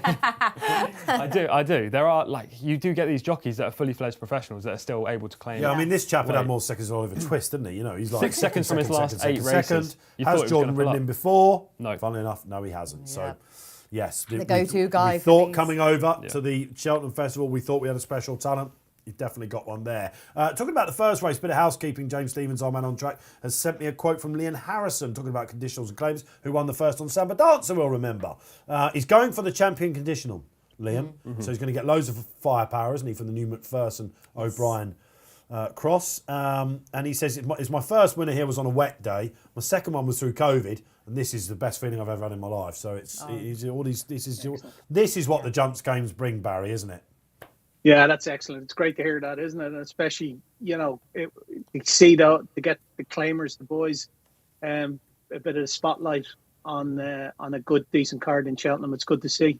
Yeah. 2 races down, 2 conditionals taking it. The future is bright in the saddle ranks. Very isn't true. It? Kieran Gethings there. We're allowed to say he's your partner, aren't we, on these sort of things? Yeah, I don't think it's a secret after 8 years by now. So I don't think he tries to. I don't think the pair of us try to hide it all that much. I mean, it's amazing you don't try and do it. But he No, has got a exactly. ride there today, hasn't he? Yes, he has. Yes. In the Potemps. In the Potemps, yep, exactly. Later on then in the very tricky 405 Is there. he going to win? He's got so... I'm just making sure he's still running. At a 20-1 Havana Hermano for the Stuart Edmonds team, who are in cracking form at the minute. He's got and a the tie horse up is there, really going well. Kieran, isn't he? Kieran as well, isn't it? Kieran, exactly. Everyone gets it wrong. Yeah, Everyone gets apparently it. I still can't pronounce it completely correctly. After so 8 years. yeah, I know It's 'cause it's you're quite trying to bad. hide it. Yeah, exactly. Yes, because he's under the cosh. But no, Havana Hermano should have everything in his favour. The only trend that's not in his favour is that he has run in the last 6 months, which isn't really. This race doesn't really go to a horse that's run from April onwards. So that's the only thing that's going to count against him. But apart from that, he's well handicapped. So tricky these races to know exactly which horse is going to go for the win, rather than just for 6th place finishes, which again it is this year in the Potemps. But he is going all out there, and so Havana Hermano struggles to get his head in front, but he's very well handicapped on his we won't ability. tell him say exactly what you called the horse off air, but he's a bit of a character, isn't he? He Should wears put the it that cheap way. pieces for a reason. Well, Gethings is the man to get him in front. So that's okay. Fascinating stuff. You've got an insight on the runner there. Shall we move on to Newbury? Thick and fast the action comes. We're 3 races down, and it is, of course, the St Simon Stakes, isn't it? Over a mile 4 testing ground. We've got a hot pot here, Barry Orr, for the boys in blue. Yeah, best backed horse across UK and Ireland today was 5-4. I think about 90 quid matched on the Betfair Exchange at 2.25 on this. He's 2-1 on now. He's actually 156, so he's around the 4-7 mark now at the moment. Siskany, obviously they've gelded him. He's a 3-year-old. He gets to 6 pounds weight for age. There's a question mark about some of the more established horses in this race, so he will take a lot of beating. But he's a ridiculous price at this stage. Although I wouldn't be backing anything to beat him. That's why I'm going to bet in the without market here, please, on the Betfair Sportsbook, Tom. And we're going to back Illarab, the Jorvik winner, traded at 9.6 that day and run and went on to win well. He wasn't too disappointing in the Hardwick for me. He was beaten 8 lengths in a really decent race. He was very disappointing in the Ebor when he went off 5-1 joint favourite, but he virtually pulled up there when his chance is gone. He ran a solid race behind Solid Stone, and then he followed up with another decent effort behind Hookham last time out. So just going to have 25 quid on him in the without the favourite market. So he can win the race if the favourite underperforms, but if the favourite wins and we come second to him, we still get paid. I love that, Barry. Illarab for me as well. I didn't think there was much between him and Max Vega, but I know that the Haggis team think he's better going left-handed. Thought he ran really well behind Hookham last time. And if there are any chinks in the favourite's armour, I expect this boy to pick up the pieces as well. Seems a long time ago that he won at the Dante meeting, doesn't it? When he won that fabulous 6-timer, and hasn't had his ground or he's been up against the big boys. But I don't know. 3-year-olds getting the weight. Siskany, we know he goes on the ground and all that sort of stuff pretty much. He's going to be hard to beat, but it is a bit of a silly price now. I agree. Do you agree, Kate Tracey? Oh, I know. I don't like his price here whatsoever. He's completely contracted again, hasn't he? He was always going to be short, but that is... Most likely winner for you then, without question. Yes, no, he is, though, unfortunately. I mean, with Illarab, I feel like I've given him too many excuses now. I was against him at Royal Ascot because I just thought the step up from the handicap company up into the Group 2 was just too much of an ass. That proved the case. And then dropping back down into handicap company for the Ebor, thought might suit him. He didn't run any race there. And as you say, you're just constantly finding excuses for this horse. And I don't think the Group 3s that he's faced in his last 2 runs have met his happy middle ground there. So I don't think it's going to do the same again here. So for Siskany, it's so difficult to oppose him with horses that are pretty much out of form. I mean, Max Vega, you'd be hoping that this trip would see him to much better effect, because if he can just revert back to his best form, he's a huge player in this race, and I'm happy to see him over this trip. Miranda, I don't think he's the force of old, but we know conditions will suit him anyway. Given up with Wells Fargo now, I don't think he's the horse that he was before his injury. So for that reason, Siskany, I mean, it was odd that they gelded him, I thought, after a second at Goodwood, because he did so well considering he was prominent there in that race, and you didn't want to be up there. Off to the vets you go. Yeah, yes, we know Charlie Appleby doesn't mess around, does he, with gelding operations? They're there to be racehorses. If they're not going to make a stallion. Absolutely, very much so. So Kate thinks the fav, like a lot out of you there in our RP Live community. We know you like that one. Tom Barris, well done to you, by the way, for picking up the winner of the last race at Cheltenham. Those of you on the Hollow Ginge, probably is the Ladbrokes trophy for him next, isn't it? Okay, what do we got? Let's get some more interaction up on the screen. Frizzy Red comes up. Extra elusive for me in the next. I'll give him another chance with Charlton's horses going well. They certainly are that. It's Holly Doyle. Tom, this chap's been really in and out, hasn't he? Yeah, he's really hard to catch right, extra elusive. I mean, his last 2 starts have been very disappointing, but on his best form, he has a major chance in this race. I can't be backing him. I feel like it's a bit of a leap of faith to hope that he's going to come back to his best. I think Siskany just wins this race. You don't leap with faith much, Tom. I cannot see you. He general? leaps. I don't leap much, no. He leaps, but we haven't been doing much leaping recently, have you? I haven't, no. You've had an injury, haven't you? Yeah, injured ankle, yeah. So been out from leaping for 5 weeks. Ankle ligaments, wasn't it? Yeah, torn ankle How ligaments. did you do it, Tom? Hero last-ditch tackle in football. I tell you what, it wasn't worth it at all. It was 2-2 at the time. We lost 9-2. Oh, you regretted it literally the week after. You were like, Tom, what did you do? Yeah, okay. So the football day's over for 2021, that's for sure. And we saw the picture of the ankle, didn't we? It blown up. We and did. I said, coming from you probably think this is an absolute wussville, don't you? To be fair, I entertained the Yeah, you did. I was very kind. You were. I have to say you were very The first kind. time I met you, Tom, so in person, so I had to be at that point. But no, it did look very sore. Yeah, it was. I couldn't walk for 2 weeks, to be fair. All right, we've done enough of this now, Tom. You're here. He's taken the walking boot off for today's show. Okay, let's put the punting boots on now. What is the tip here? Well, the race is just about to jump, so I'll be quick. Siskany wins the race. I think Max Vegas the biggest danger. Yeah, I thought you were going to say that. All right, Illarab has walked out of the gates because they are off. He'll have to come from last to first. Injicor, I spoke to Alan King about this one. Just going to try and get some black types for picking up the pieces. But as Alan said to me, in these races, you always bump into one or two. But Wells Fargo for the Easterby team, the strong galloping Size Wells of that Fargo. stride. I'd love to see Wells Fargo go over hurdles. I know it's one of these crossover days, but they're persevering with him, aren't they? Because they know he's still got the engine. He's leading extra elusive for his red selection out there. Max Vega for the Beckett's. They've got Deodar coming up. We go to Doncaster not too soon. Of course, Ryan Moore riding for Khalid Abdullah, the late Khalid Abdullah, I should say. Big chance there. They always seem to hit form around this late season Race time, Beckett. don't they? Yeah, Race phenomenal strike rate. You have to back Autumn Race Beckett especially. horses. October especially. October. Yeah, 100%. He's got a 26. I mean, we've got a week left, strike Tom. rate. Thanks for telling us now. If anyone follows me on Twitter, I've been tweeting about it all month, Dave. There's a surprise. Obviously a fan. Kel Surprise, TC, promoting on Twitter. Okay, right, Siskany. All right, Siskany, however you say it. He has got a Siskany. lovely position, and he is quite keen upside Mirando. Barry Orr, they're going on that famous bend. What's the market saying? Yeah, he's 149, Siskany. He was an SP of 1.60. Max Vega's 7.4. That's the only real move. The favourite 3's on now. Fluctuating between 2's on and 3's on. All right, so yeah, still an absolute hot pot. He won the old Rolly Cup, didn't he? Of course, that very valuable 3-year-old handicap, probably is a group horse, as we well know. This was him. I quite like the way Illarab's going, though, Tom.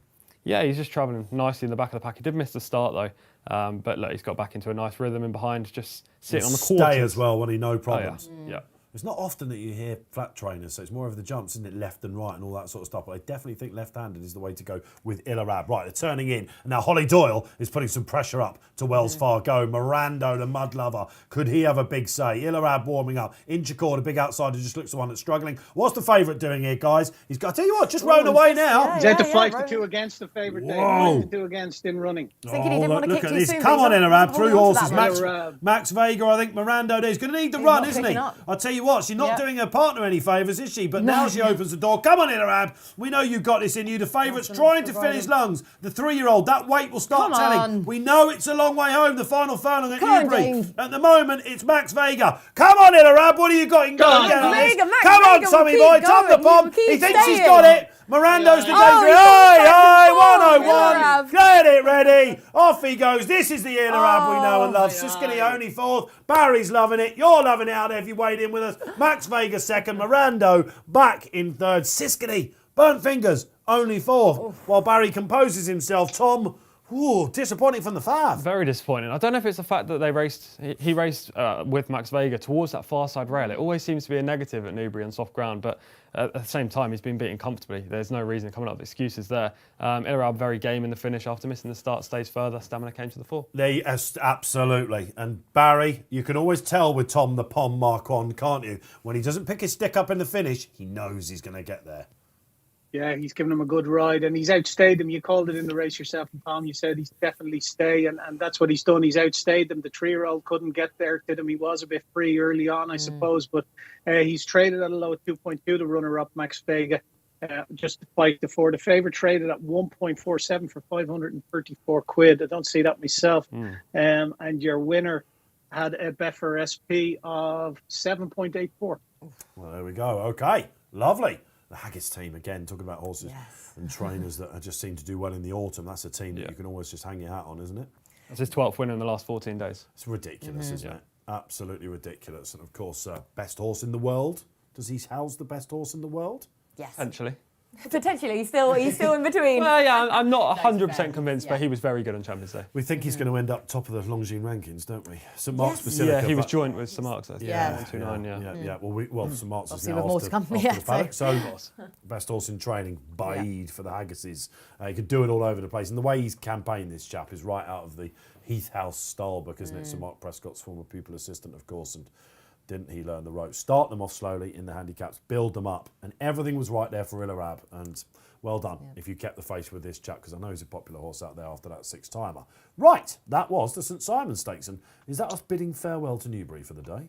Yeah. It is. Not too races there, And yeah. we are going up to the Townmoor and Donny at some point, aren't we? Very soon. We're not far off, around about half an hour away from the big one on the flat, that's for sure. But what have we got next? Is it the Cheltenham. Masters? Cheltenham. We've got Yes. the 4-year-old Tritonic. 4 runners. Right, okay, there you can see the Betfair SP, and you can see of Illarab.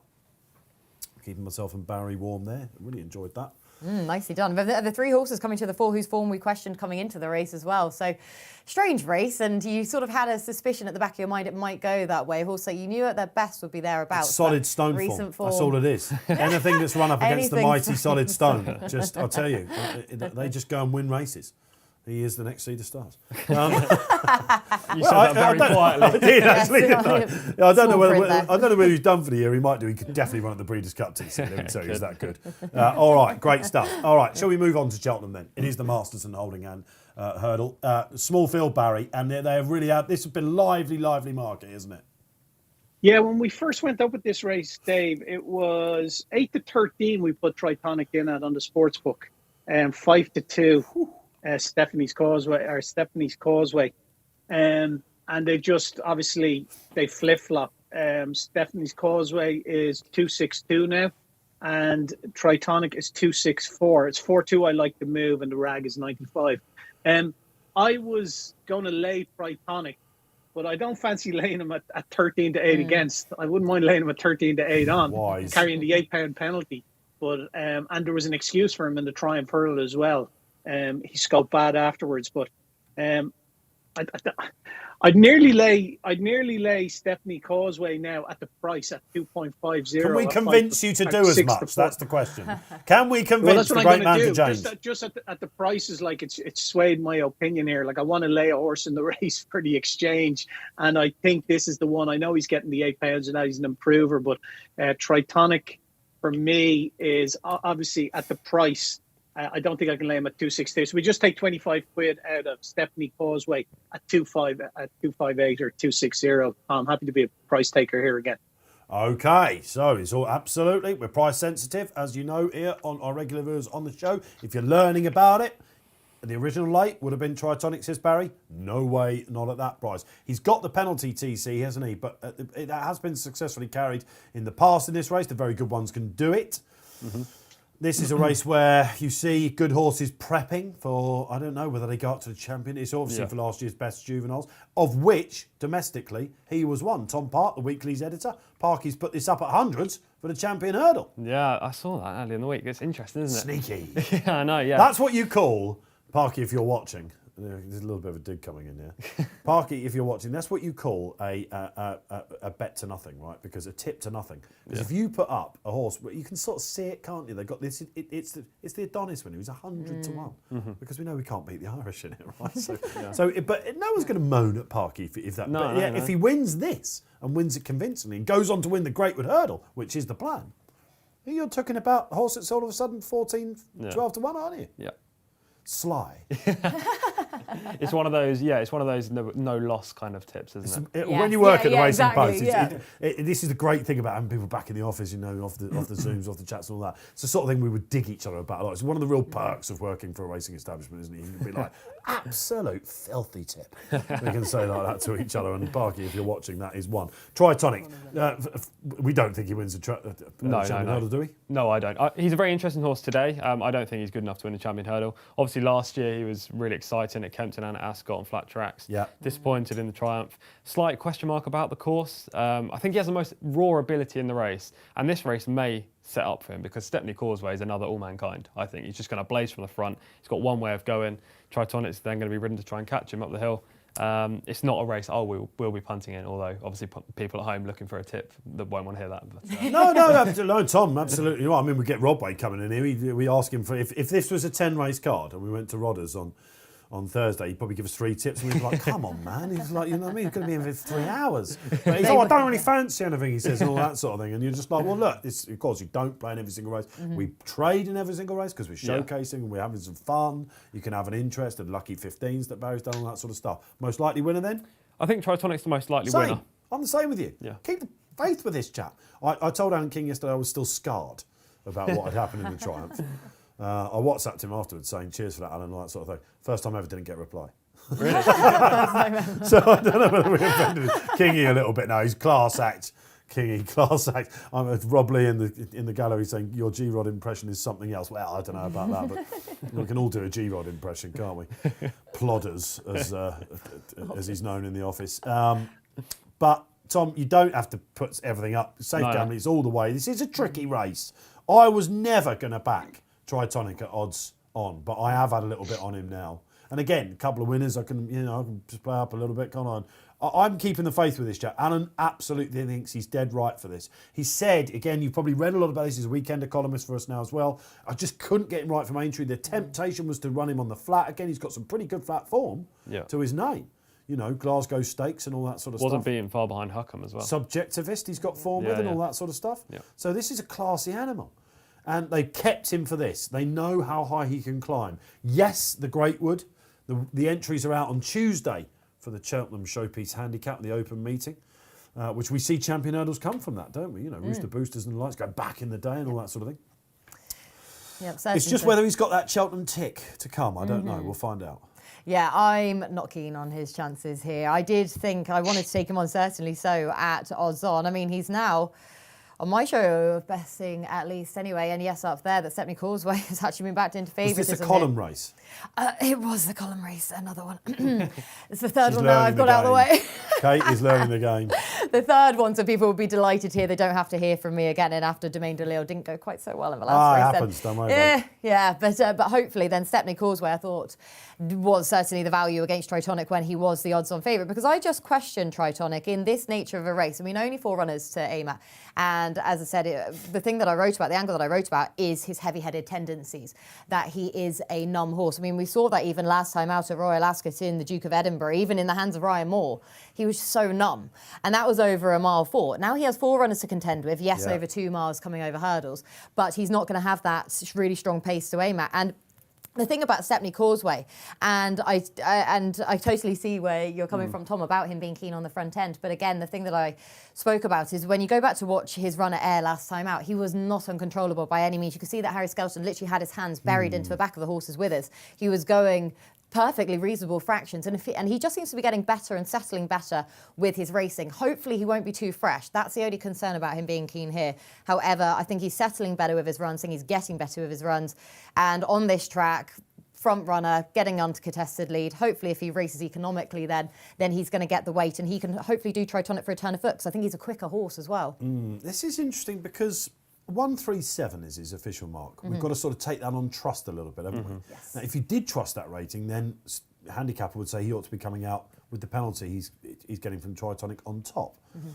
With a mark of 137, a horse for the Skeltons, who basically like handicap hurdlers better than anyone else I know, and plotting them up and all that sort of stuff. Maybe this is also something that's penciled in for the Greatwood, you might think, as well. He's sort of come out of nowhere, Tom. The comparisons with All Mankind, same colours. We're seeing him in the Old Rowan tomorrow. We're talking about that later on in the show as well, if you don't mind, guys. The Aintree showpiece tomorrow are remarkable, aren't they? I would say that All Mankind was tried higher when he was on the flat for the Gredleys. He was rated 146 coming into this race. This is the race that almost. consigned All Mankind to go the chasing chasing. them. Yeah, exactly. Yeah. So that might be the same thing, because I mean he's got size and scope. This horse, he's leggy. He jumps very well. Jumps to his left. So hence why I'm happy to see him at Cheltenham here. But he has definitely got the size and scope. So you just wonder if for these owners, again, they're citing this race with the 4-year-old, whether to weigh him up to go down a handicapping hurdle route or such like, or to send him over fences, because it was proven last year that they turned a negative into a positive ultimately. What about I Like to Move It? I think he's a big player here. Like, Backed he goes him when under he the won radar. at Worcester on his way back, and I didn't think until the very last hurdle that Sam Tristan-Davies was going to get up. This is supposed to be one of their better novices, isn't it? Tristan-Davies, they we've do seen think the a lot Hollow of him. Ginge, advertised a stable form in our previous race. He's going to like this test, I think. He's only lost twice, once in a listed bumper where he finished second at Newbury and in the champion bumper at Cheltenham. He had excuses on both occasions against top-class horses. But I thought he was very impressive on his season reappearance. And if he gets to the last hurdle alongside either Stepney Causeway, Tritonic or both, He's the stayer, right? He'll be the one that finishes best. Yeah, it's just whether or not his jumping is. Yeah. I mean, last time out, immediately you can forgive any horse for jumping a bit big at Worcester though over those brush hurdles, but it's just here he's still jumping quite big. Whether or not he's low and economical here, that's exactly that lovely engine of a horse, and interesting they're coming here just 16 days after Worcester as well, and he's been pretty strong in the market. 2 shots of Tequila is the outsider. Nathan Moscrop will have to raise its game significantly for Rebecca Menzies. Probably a handicap project down the line. Yeah, definitely. You'd think you'd have a tough ask here. What's your thoughts on Tequila? Just going away from Yes. Mason. Do you like Tequila? Can't remember. Hey. Very good. All right. Let's get some socials. Tequila on the screen. Chris Timms, come back on. Chris, good to see you. Man United fan, aren't you, Chris, I think? And small bet on I Like to Move It. Twisters has his team in decent form. Chris, thanks for joining us again, one of our regulars, Chris is. And he's going with the Twisters. Rob Bellamy says, Skelton's here for me. What do we make a third time lucky? I chatted about it briefly before we came in. Look, it's got mixed reactions. The headline you put up, winding you up a little bit. I didn't. Monster performance. Yeah, I didn't put that headline. I tweeted saying it was a monster performance. Oh, separating yourself nicely from it. Well, I mean, I tweeted saying it was a monster performance. Key word there being performance. Who does the headlines? Was it Mel Rose? It wasn't. I don't know who did the headline, to be honest. I don't want to throw anyone under that bus. But look, I thought it was very, very impressive and promising from Third Time Lucky yesterday. Charlie Post's horse, of course. Yeah, he jumped brilliantly throughout. He's got everything you need to win an Arkle. Now, I'm not saying he's going to win an Arkle, but he is going to be a player if he continues on the same upward trajectory that he's shown already. He pinged him, didn't he? He just jumps so well. He doesn't miss a fence. It's just what wins at the October meeting goes on to win the Arkle. That's the thing, isn't it? And yeah, the Elliott horse he beat was as good as he is, but it puts him up there. Cape Gentleman, I suppose, who beat that horse similar. Exactly. I think he's a better horse than Cape Gentleman, personally. Even though I put Cape very Gentleman, talented horse. I put Cape Gentleman up in the big jump off actually as a horse follower. Kills likes him as well, doesn't he? Yeah, I just think Third Time Lucky's got more speed and pace about his racing. We're warming up, aren't we? Did anyone else think Third Time Lucky was an Arkle winner? 20-1, very fair. You called it, didn't you? Yeah, well, it's 14 now. So I just think it's fair personally, but it's you obviously thought it was very like Thomas as well because that 20s is gone. But again, if he comes back for the November meeting, the newspaper novices chase, it used to be called Azertiot, won that before we won the Arkle and things like that. And does it there, then we'll take him seriously. But again, we know about yards, don't we? And Posty, I think I WhatsApped him straight afterwards and I went, "Ooh, hello," and he went, "Wow," with a love emoji and all that sort of stuff. And he said he's got a couple of 3-year-olds better than that at home. Probably hoping I was going to mention it on this show and someone might be calling up the station yard. And the last one, let's get it. Skelton's flying them basically. Rob, MI says quite a competitive race to say there are only 4 in it. Watching brief for me, a bit like TC. Yeah, I completely agree with that. Yeah, okay. The gallery know what they're doing sometimes, don't they, with these socials. Keep them flying in. What's your horse to follow as well, your horse to watch this jump season? Can be one of the better ones, Manolo Indos of this world, your honeysuckles, if you want to be totally unoriginal. Or if you want to give us something interesting, we'll give the shout out in between our final 2 races. We go past 4 o'clock here this afternoon on RP Live. Right, Barry, we've digressed in the studio. What is the market saying? Tritonic going to go off clear, Fav? Hard to separate them. Stephanie Causeway 252, 258 Tritonic at the moment 4-7. I like to move it. So they're fluctuating around 6-4 each at 2, 7-2. I like to move it. And the rags 1-1-10. Thank you, Barry. All right, yes, okay. Barry, we've got time. Third Time Lucky. Is this just one of those meh performances? Racing Post getting excited. Shock horror about a novice chaser at Cheltenham meeting. It was a good performance. He jumped well. He did. I don't know, red times or anything like that, but visually it was a good performance. Quicker than standard. Yeah, it was, Quicker than standard time. 0.23 quicker, yeah. Only time will tell how good it was. But when you look at some of the horses that are in that division, he's really going to have to come up to the mark. But he's done nothing wrong. Like my Drogo's still in there. Bob Ollinger, I know what he'd do to him.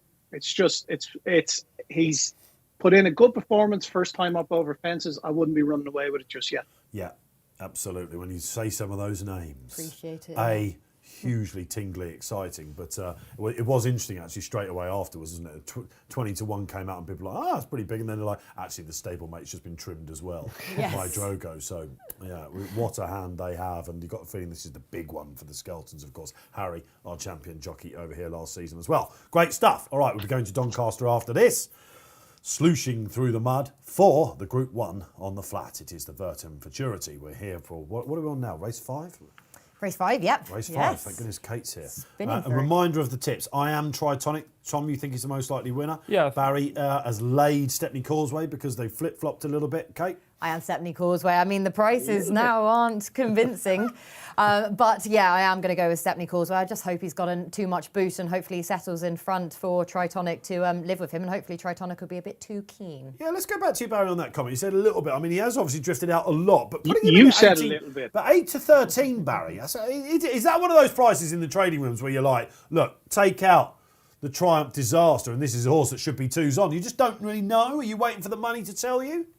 Obviously, it's a bit of both. It looks like it was a bit of a rick about Stepney Causeway at 5-2, and the market seemed to think it was a dead match at that stage because the other one was a 4-1 chance. So, I don't know. It's just a little bit of both, really, Dave. Tritonic was relatively weak. They all wanted to be with the Harry Skelton horse, and the market's readjusted itself. But now, at 6-4 each of 2, I'd rather be a layer, obviously, like I am, of Stepney Causeway than a backer. All right, thanks, Barry. Okay, so yeah, it was one of those, wasn't it? Alan King is the trainer to be with, according to trends, in this race. He won it in 2016 with... So Royale. Very good. Tom Collins, the stable star of a few over the last couple of years. Great to see him back at Kempton, wasn't it? Oh, yes. Yeah, overturning Silver Streak. I don't think Silver Streak was that is The Silver Bullet was so well turned over, wasn't it? He was just below didn't par. jump. Yeah, No, exactly. way below par, and he didn't get his uncontested lead as we usually expect. But So Royal, as you say, it was great to see him It's back. one of those So Royal, wasn't it? You looked at it afterwards and you think, oh, why was he that big? You know? Yeah.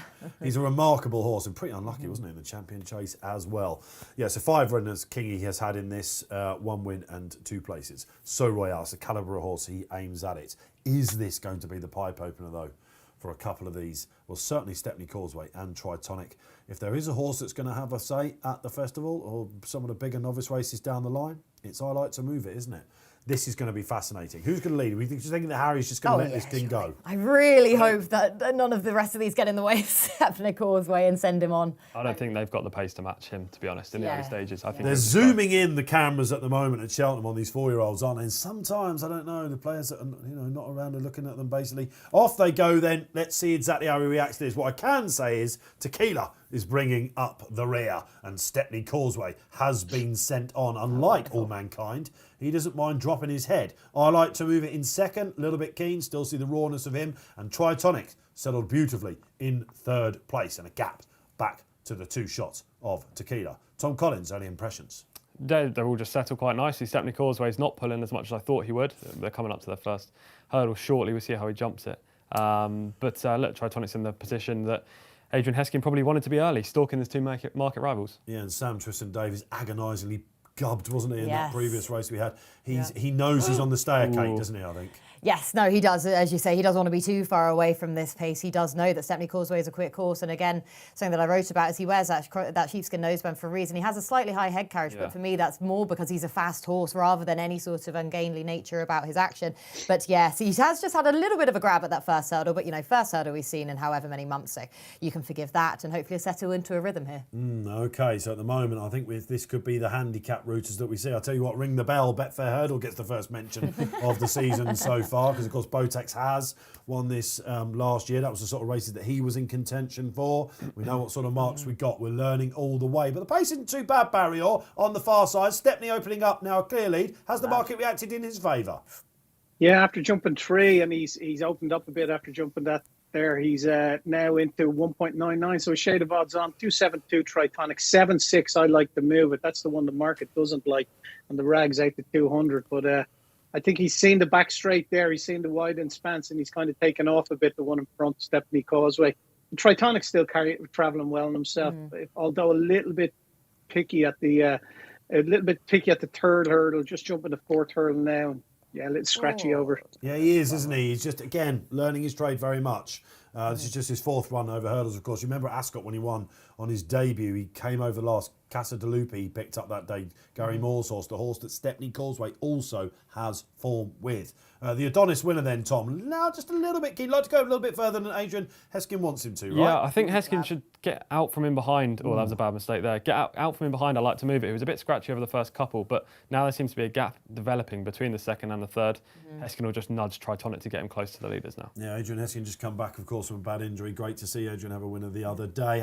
Harry Skelton had a look between his legs there. What's he going to like to see then, Kate? He's going to like to see this, but I really hope he doesn't kick too soon here, because we know that Tritonic will stay. And so he hasn't been as keen as I feared in this race, or as I hoped in this race, Tritonic at all. Now we're racing. So they're really picking it up now. I think he's a quicker horse. I Great wanted him to jump leave by Stepney. it for a little bit longer, but he's jumping mostly well in the main. He's not jumping I as like to left-handed move it. as It's a he normally player does. here. Yeah, they're both playing. They're Huge both player. confident in behind. No, He's travelled the jockeys on the two well. behind. Stepney Causeway still going, but the market's suggesting this is Come going on, to hang Stepney. on. Let's Come have a on, look Harry. in two Good out. jump Here we here. go. Good jump here. Into the bottom of it. Good jump There by you the go. leader. Clever. Again, Tritonic a little bit scratchy, like a horse that definitely has been trained for the flat earlier in his year, and he's now looking absolutely cooked. Come on, I like Stepney. to move. Come It could on, be the only Stepney. one. Rowing away then, Stepney Courtney. I hope he Will doesn't he kick get? too I tell soon. you what, I really Tritonic's hope he coming doesn't back kick all of too a sudden. soon. Sam Twiston Davis switches to this down through. Look at you're the Tritonic. fastest horse. Absolutely You're the great one for the fastest great horse. win. Win, lose or draw. Again, the jump lets him down. I like to move. It goes on. Stepney Causeway, you'd say he's been cooked. We've got a big raw horse here. This is the champion. Hold on again, Barry. And he's You're not staying telling on. me this is another gubbing no. coming Staying up. on. Is he gonna Look be at mugged again? Tritonic. Is he He gonna can't be quite get No, there. he stays, Good he run stays. from him.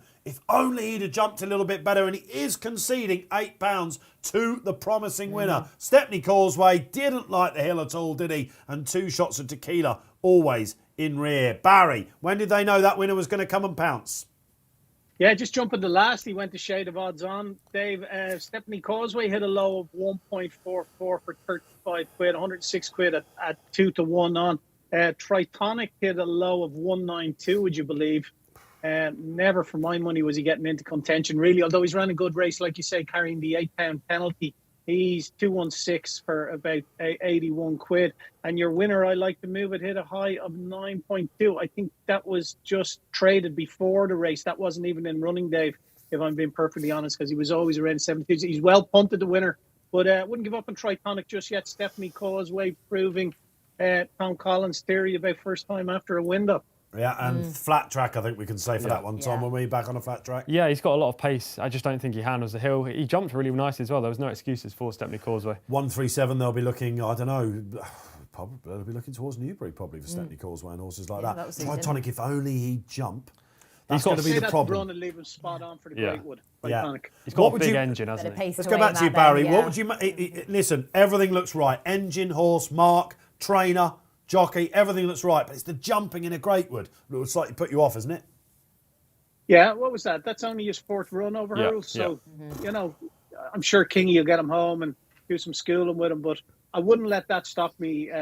If you're a fan of the horse, next time out, I wouldn't let that stop me. His jumping. I think that's something that he can only improve on. Yeah. Okay. Fair enough. Maybe a more truly run race. Keep him to the outside. Yeah. to the Jumping side. wasn't that bad either. I know Just it wasn't scratchy, good. wasn't it? Yeah, That's what exactly. Barry said. He makes a perfect shape. Wasn't corkscrewing, no. Not this time. Put the corkscrew away. What would you for call now. that in training? He's a pork scratching governor.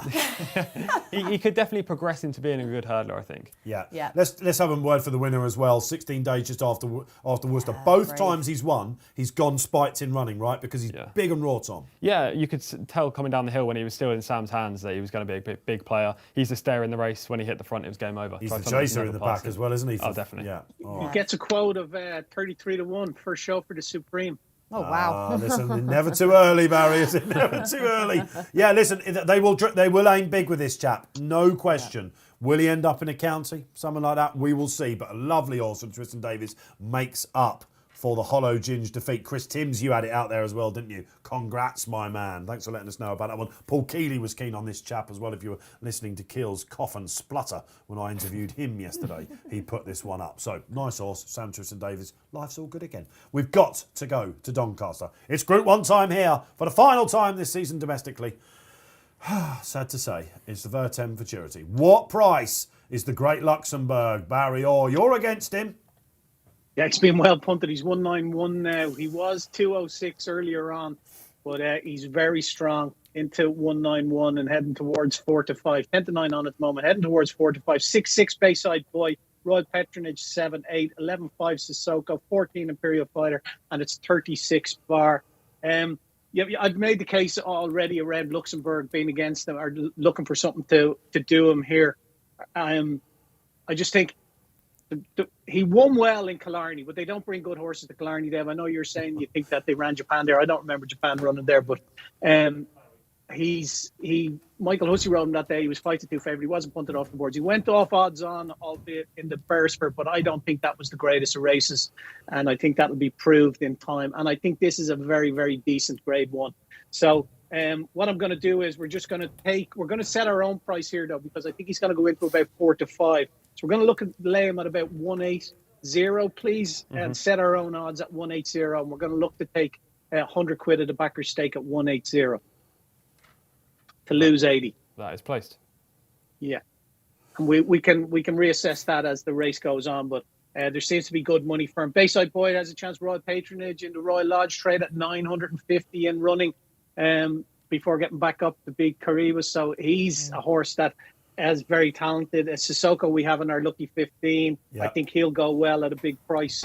And Bayside Boy obviously has a big chance as well. So you're happy to take the favourite on. Again, we're going to learn plenty, aren't we? Bayside Boy third, of course, to Native Trail. We've got Caribus forming in with Royal Patronage, Imperial Fighter, of course, and all that sort of stuff. Really, really good field, this, isn't it? So it's the field against the Fav for Barry, but a couple of winners on the day. And everyone's all of a sudden going, what were we thinking about? Never in doubt. The form of the greatest stable in the world. Okay, so Luxembourg. I just think this wins, guys. It was Listowel, would you believe it, Barry, that they ran Japan at before he won the Beresford. Yeah. Listowel. No, they're not adverse to bringing a good one to Listowel. It's a nice even track, left-handed, and they wouldn't be. But Killarney is up Vale and down Vale. It's like all That's over a the weird shop. one then, isn't it? Sharp turn. Yeah, it's a really weird one. I remember Hussey got off him that day. I remember seeing the Obviously they didn't know what they had ahead of Killarney, you know, that he was that good. There you go. He's obviously doesn't show them much at home, but they knew in the Beresford because he went off odds on. So he's an improving sort, no doubt, but that just always kind of sticks with me because his good horses will always contest Leopardstown or Curragh Maidens. Well, what the ones that are shown to be good at home. We haven't seen the Beresford Curragh form tested so far, have we? But Jim Bolger has a line on him. This is a race that, of course, Jim won last year with McSweeney. He's got McTeague in there, drawn in 3. Low stalls don't tend to have a great record in this. So, again, you look, listen, a lot of people just go, that doesn't really matter. But being drawn on the wing isn't ideal, is it? Sissoko, who did look impressive last time, just 9 days later, they're rolling the dice with him, aren't they? He's in 1, Luxembourg in 2. Ryan Moore will be hoping for a lead, Tom, won't he, I guess, from Sissoko, maybe on his inside McTeague. So the 3 Irish Raiders towards the far side. Royal Patronage is near side with Bullet Force. We know he's going to get on with it, right, Kate? Yeah, that's fully what we're expecting here with Royal Patronage. And to be fair, that's why, if you're not wanting to take the short price about Luxembourg there, for all that you think he probably is going to be, the horse that we're looking forward to mostly seeing for the Classic Clues then for next year. But Royal Patronage at an each way price still by my mind anyway, going forwards, getting that uncontested lead, we'd imagine. Then we know how hardy he is. He showed that last time out, his attitude. Then that could, surely he has to run into a place on the basis of that anyway. Because, like I say, his attitude, his battle-hardened nature, he's won on good to soft. He's been tried on soft. He didn't go to plan on his debut. But that's the worry about him, I think. I think probably that's why he's not under 5 to 1. Don't you, Tom, with Royal Patronage? The ground. I don't think so. He's a son of Wharton Bassett. Wharton Bassett horses tend to... You're not worried about that with him then? No, I think he's the each way play in the betting race. Yeah. Yeah, I don't bet each way. 99% of my bets will be win only, but I think in this race where Luxembourg is a short price favourite and everyone expects him to win, but you don't quite know how good he is because that Beresford probably wasn't red hot. I think you have to play each way, and the most solid option in this race, to quote G-Rod, one of his phrases, solid option, is Royal Patronage. Absolutely not. I'll get in serious trouble. No, you're definitely not one for impressions, Tom. I mean, I wouldn't be one, but you're definitely not. Bayside Boy, then Champagne Stakes winner. G-Rod thought he was the best 2-year-old, didn't he, before he came up against Native Trails and all that sort of stuff. He didn't look like he handled the dip that well to my eye. He should be all right on the 7th furlong. I'm not totally sure I'm about him on this ground, but he's been solid enough, hasn't he? I think he's another player in this race. I don't think it's just Luxembourg's race to win. I don't think he just goes out there and romps home. I think there are 2 good horses against him. Yeah. Royal Patronage, who probably is going to be better next year over a trip, but is the bet in the race at 13-2 now. And Bayside Boy, who has course form here. He won the Champagne, beat a good horse in Reach for the Moon that day. He's got former Masekela as well, who's another good juvenile. Yeah. And last time out, yes, he bumped into Native Trail, but he wasn't like disgraced in finishing third. It was another solid effort. I think he's got, if Luxembourg wins this race, then we're talking a proper classic contender next year, because he has got 2 horses against him that, you know, set a good level of standard here in Bayside Boy and Royal Patronage. Yeah, the form stacks up, doesn't it? Like, does. say, if he goes and wins this, It's behind him, it's key not as though horse, it's a isn't one-horse it? race. Royal Yeah. Patronage. I remember saying when Native Trail was going in to the Duos on the show, we're doing Royal Patronage down a little bit. I know that, you know, that wasn't maybe the Caribus that we saw in the autumn stakes, but he's a hell of a horse, isn't he, Royal Patronage? He's a very talented horse, especially Derby horse? considering. Yeah, I think so. He's going to only improve at a step-up and trip. Now, I don't think he's probably going to be good enough to win the Derby, but as a juvenile, he's hardy. He's got pace and stamina. Like he goes. You wouldn't grounds. associate this race with Braveheart too much as well, would you? In fact, No. I can't find a Braveheart runner that's placed in this race in the last 10 years. Yeah, his juveniles tend to come to the fore early in the season, I would suggest. Mark Johnson, therefore, he doesn't have too many to run in the Burton Futurity. But Highclere, I suppose, they probably would have been pushing for this roll the dice. You know, we've Yeah, got exactly, you may as the well do. Acomb winner, Look it's at worked that. out strong. Yeah. The Royal Lodge, as Tom was saying. So just want to say for the Acomb, we mentioned it earlier, but there's one horse that finished 5th that day, Eraz, who I think is well worth putting in the tracker for next year. Love it. He's the number 1 on my shortlist for the tracker, represents Richard Hannon, bolted up at Ascot on his second start. The Shadwell horse. Yeah, and he came back lame in the Acomb. I thought he was going to run a huge race. That race is obviously working out well. So put Eraz, who spelled E-H-R-A-Z for anyone. The Acomb is a race that historically used to be very strong, long-established race, but it went way out of fashion. It didn't did, but I think this year, proper bounce back. I think all 5 The horses Palmer in horse that showed race. us that, didn't we? You know, Yeah. Exactly, and Imperial Fighter, who's running here in the Burton Futurity last time out, was very promising in second. Yeah. Some people really fancy Imperial Fighter, don't they? Again, that Caribus run, thought he was just showing what he might have. Again, the rolling dice with him. But can he beat Royal Patronage on? I don't know. Kills put up Imperial Fighter to me yesterday as well. David Probert's had some year, hasn't he? He's a great rider. We need Enzo in to talk up Probert's praises. Yes, I know, it's ridiculous, isn't it? A fanboy. I think he's booked himself up for every all-weather track in the winter, Enzo, just so he can, can sort of go and have a chat with his mate. And this will be He his probably first Group spends 1 his win, life isn't it? trying to avoid him. Yeah, It yeah, would. This first would be Group 1 win progress. for, which he surely did. I mean, what a sign-off for the best season, for David And Prober as well, Andrew if he can get Balding that. as well. And Andrew Balding, of Remarkable course, yeah, and especially with his juveniles as well, they really have been firing in. Yeah. It's weird, isn't it? He's kind of been overshadowed by Charlie Appleby's just dominance Yeah. in the last few months, but he's had an amazing year, Andrew Baldwin. Now, I know there was a lot of press talk about how well he was doing halfway through the season, but we need to remember how well he's done at this stage. Like, he's had a career best year by some margin. Balding's winner of this race. 2 of them he's had. Elm Park? Oh, very good. That was the one I thought was going to stump you. What was the other one? Oh, no, Okay. the easy one's going to get you. Kameko and... Very Kameko. good. Yeah, yeah. Between them, they got it. You can get beat in this But you've race. got the harder one. I was like, Last 3 well, horses have been ideal. beaten in this. Magna Graecia, do you remember he got beaten in the autumn stakes? So that's Imperial Fighter route, if you like. Saxon Warrior, that would be your Luxembourg in the pack. Unbeaten, took the Barrister Stakes, come on and won this. 10 years ago on this day, Camelot, his daddy Luxembourg. We're watching him in the prelims at the moment. He's a looker. He's got an interesting head carriage, hasn't he? Luxembourg, yeah, but it's a fast horse, I think. Again, I was trying to translate a 2-mile, 4-year-old hurdle from Cheltenham to here, and I talked about Sepley Causeway and his high head carriage, but for Luxembourg, I think the exact same. I mean, a bit of greenness as well, but I just think he's a fast horse, and that's why he has that head carriage. Interesting. We will find out again more today. Let's get some. I think someone else out there agrees with that, do they? Let's see what we've got coming up on the spotlight corner. There we go. Social corner comes up. Kenneth McClary comes up and says, Luxembourg reminds me of in-running style head carriage. Yeah. And tail up, that great horse. And Nicholas Abbey, interesting, absolutely. I would make you right, Kenneth, on that. When he won the Beresford, we covered it, didn't we, as an extra on this show, and he just, I don't know, something about it. And again, green. Won't want to do that here. But Barry, the punters are piling in now. That even money seems long gone. He's 184. He's traded at a low of 183 for 1,400 quid. He's 182 now. We're in 181. We're getting there slowly but surely. We still haven't been matched at 180, but we should get done. Yeah, we're done. Live on air, we're done at 180. So sometimes it pays to be patient. I think that's the right price to be getting them at as well. 4 to 5. Happy to lay him at that price. 6.6 Bayside. Royal Patronage 11.5. Sissoko. Small money for that was 12.5 into 11. 15.5 Imperial Fighter, and it's 28 bar. But favourite getting smashed up now with the horses having left the parade ring. 176. Okay. Oh, all right. Yeah, he does look the business. And as Keels said to me yesterday, the vibes are at Ballydoyle that this is the one. This is, the St Mark's Basilica of next year. They tend to run the one in the Beresford, don't they? And then here. Well, yeah. And here. And then here. All right, let's get another social up. Darren Walker joins the party and says, Sissoko at 12 for me, following in Barry. Nothing wrong there. And maiden winners got a good record in this Group 1. Has to be each way, though. Yeah. Sissoko. Has to be each way. Yeah. Sissoko. I wonder if he's named after... I don't think maiden... He is. Oh, what Now the captain of Watford. Let me tell you, we're 1-0 down at Everton already after 3 minutes. He's not... I'll tell you what, he wants to... Spurs player. He wants to perform a bit better than my captain right now. Let me tell you. Is it 1-1? Did you say? No, it's 1-1. Happy days, professionalism. All forgiven, Sissoko. Oh, yeah. Equaliser, is it? Wait, did he score as well? It's written in the stars, isn't it? God, blimey, absolutely. Every Saturday they said, Dave, season ticket holder. I digress. I'm delighted with 1-1. The pressure's on. I can't begin to tell you that 5-0 drumming at Liverpool last week. When we were in here, I was like... The day I'm having. We were very good that day. Football Dave. team, Kate? Oh, are you Liverpool as well? I am Liverpool. Oh, wonderful. I was here last night. I enjoyed every second of that. And I was just about to say, I thought Sissoko was named after the greatest Liverpool midfield of all time. Yeah. Remember Sissoko, Javier Mascherano, Alonso, Gerrard. Best midfield of all time. There she is. Absolutely. Just to remind you again. Just as she was becoming the star player in the back.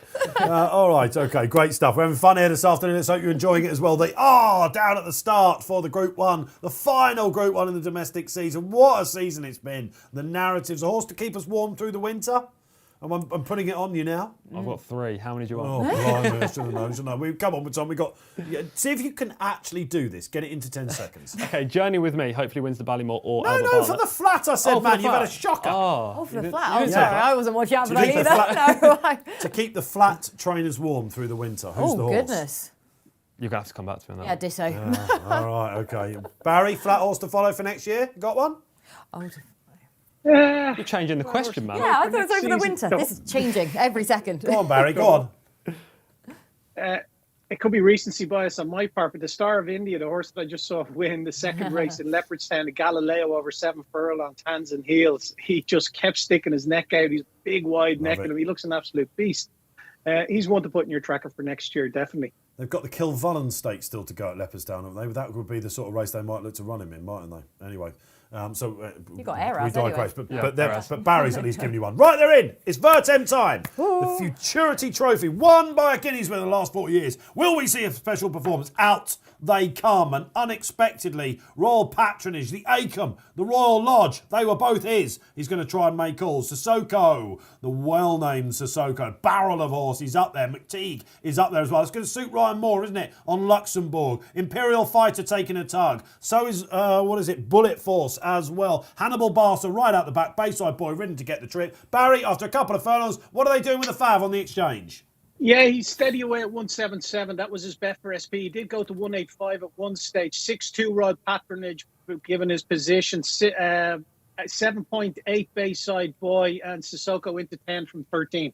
Brilliant. Okay, what are we thinking, guys? Is this going to be the special Luxembourg, or is the Patronage going to see him off? Evens the favourite. Evens Luxembourg. Ooh, yeah, he's just been niggled. Yeah, I was going to say, the elbows are going there, aren't they, for Ryan Moore on the outside? Head Just carriage is all right, isn't it? Not too bad. It's not too high whatsoever, exactly. And no, right, there you go. Bayside Boy needs a run, doesn't he? Yeah, he certainly does, doesn't he? He needs to be switched out. Here comes the Fav. Look at that stride on him.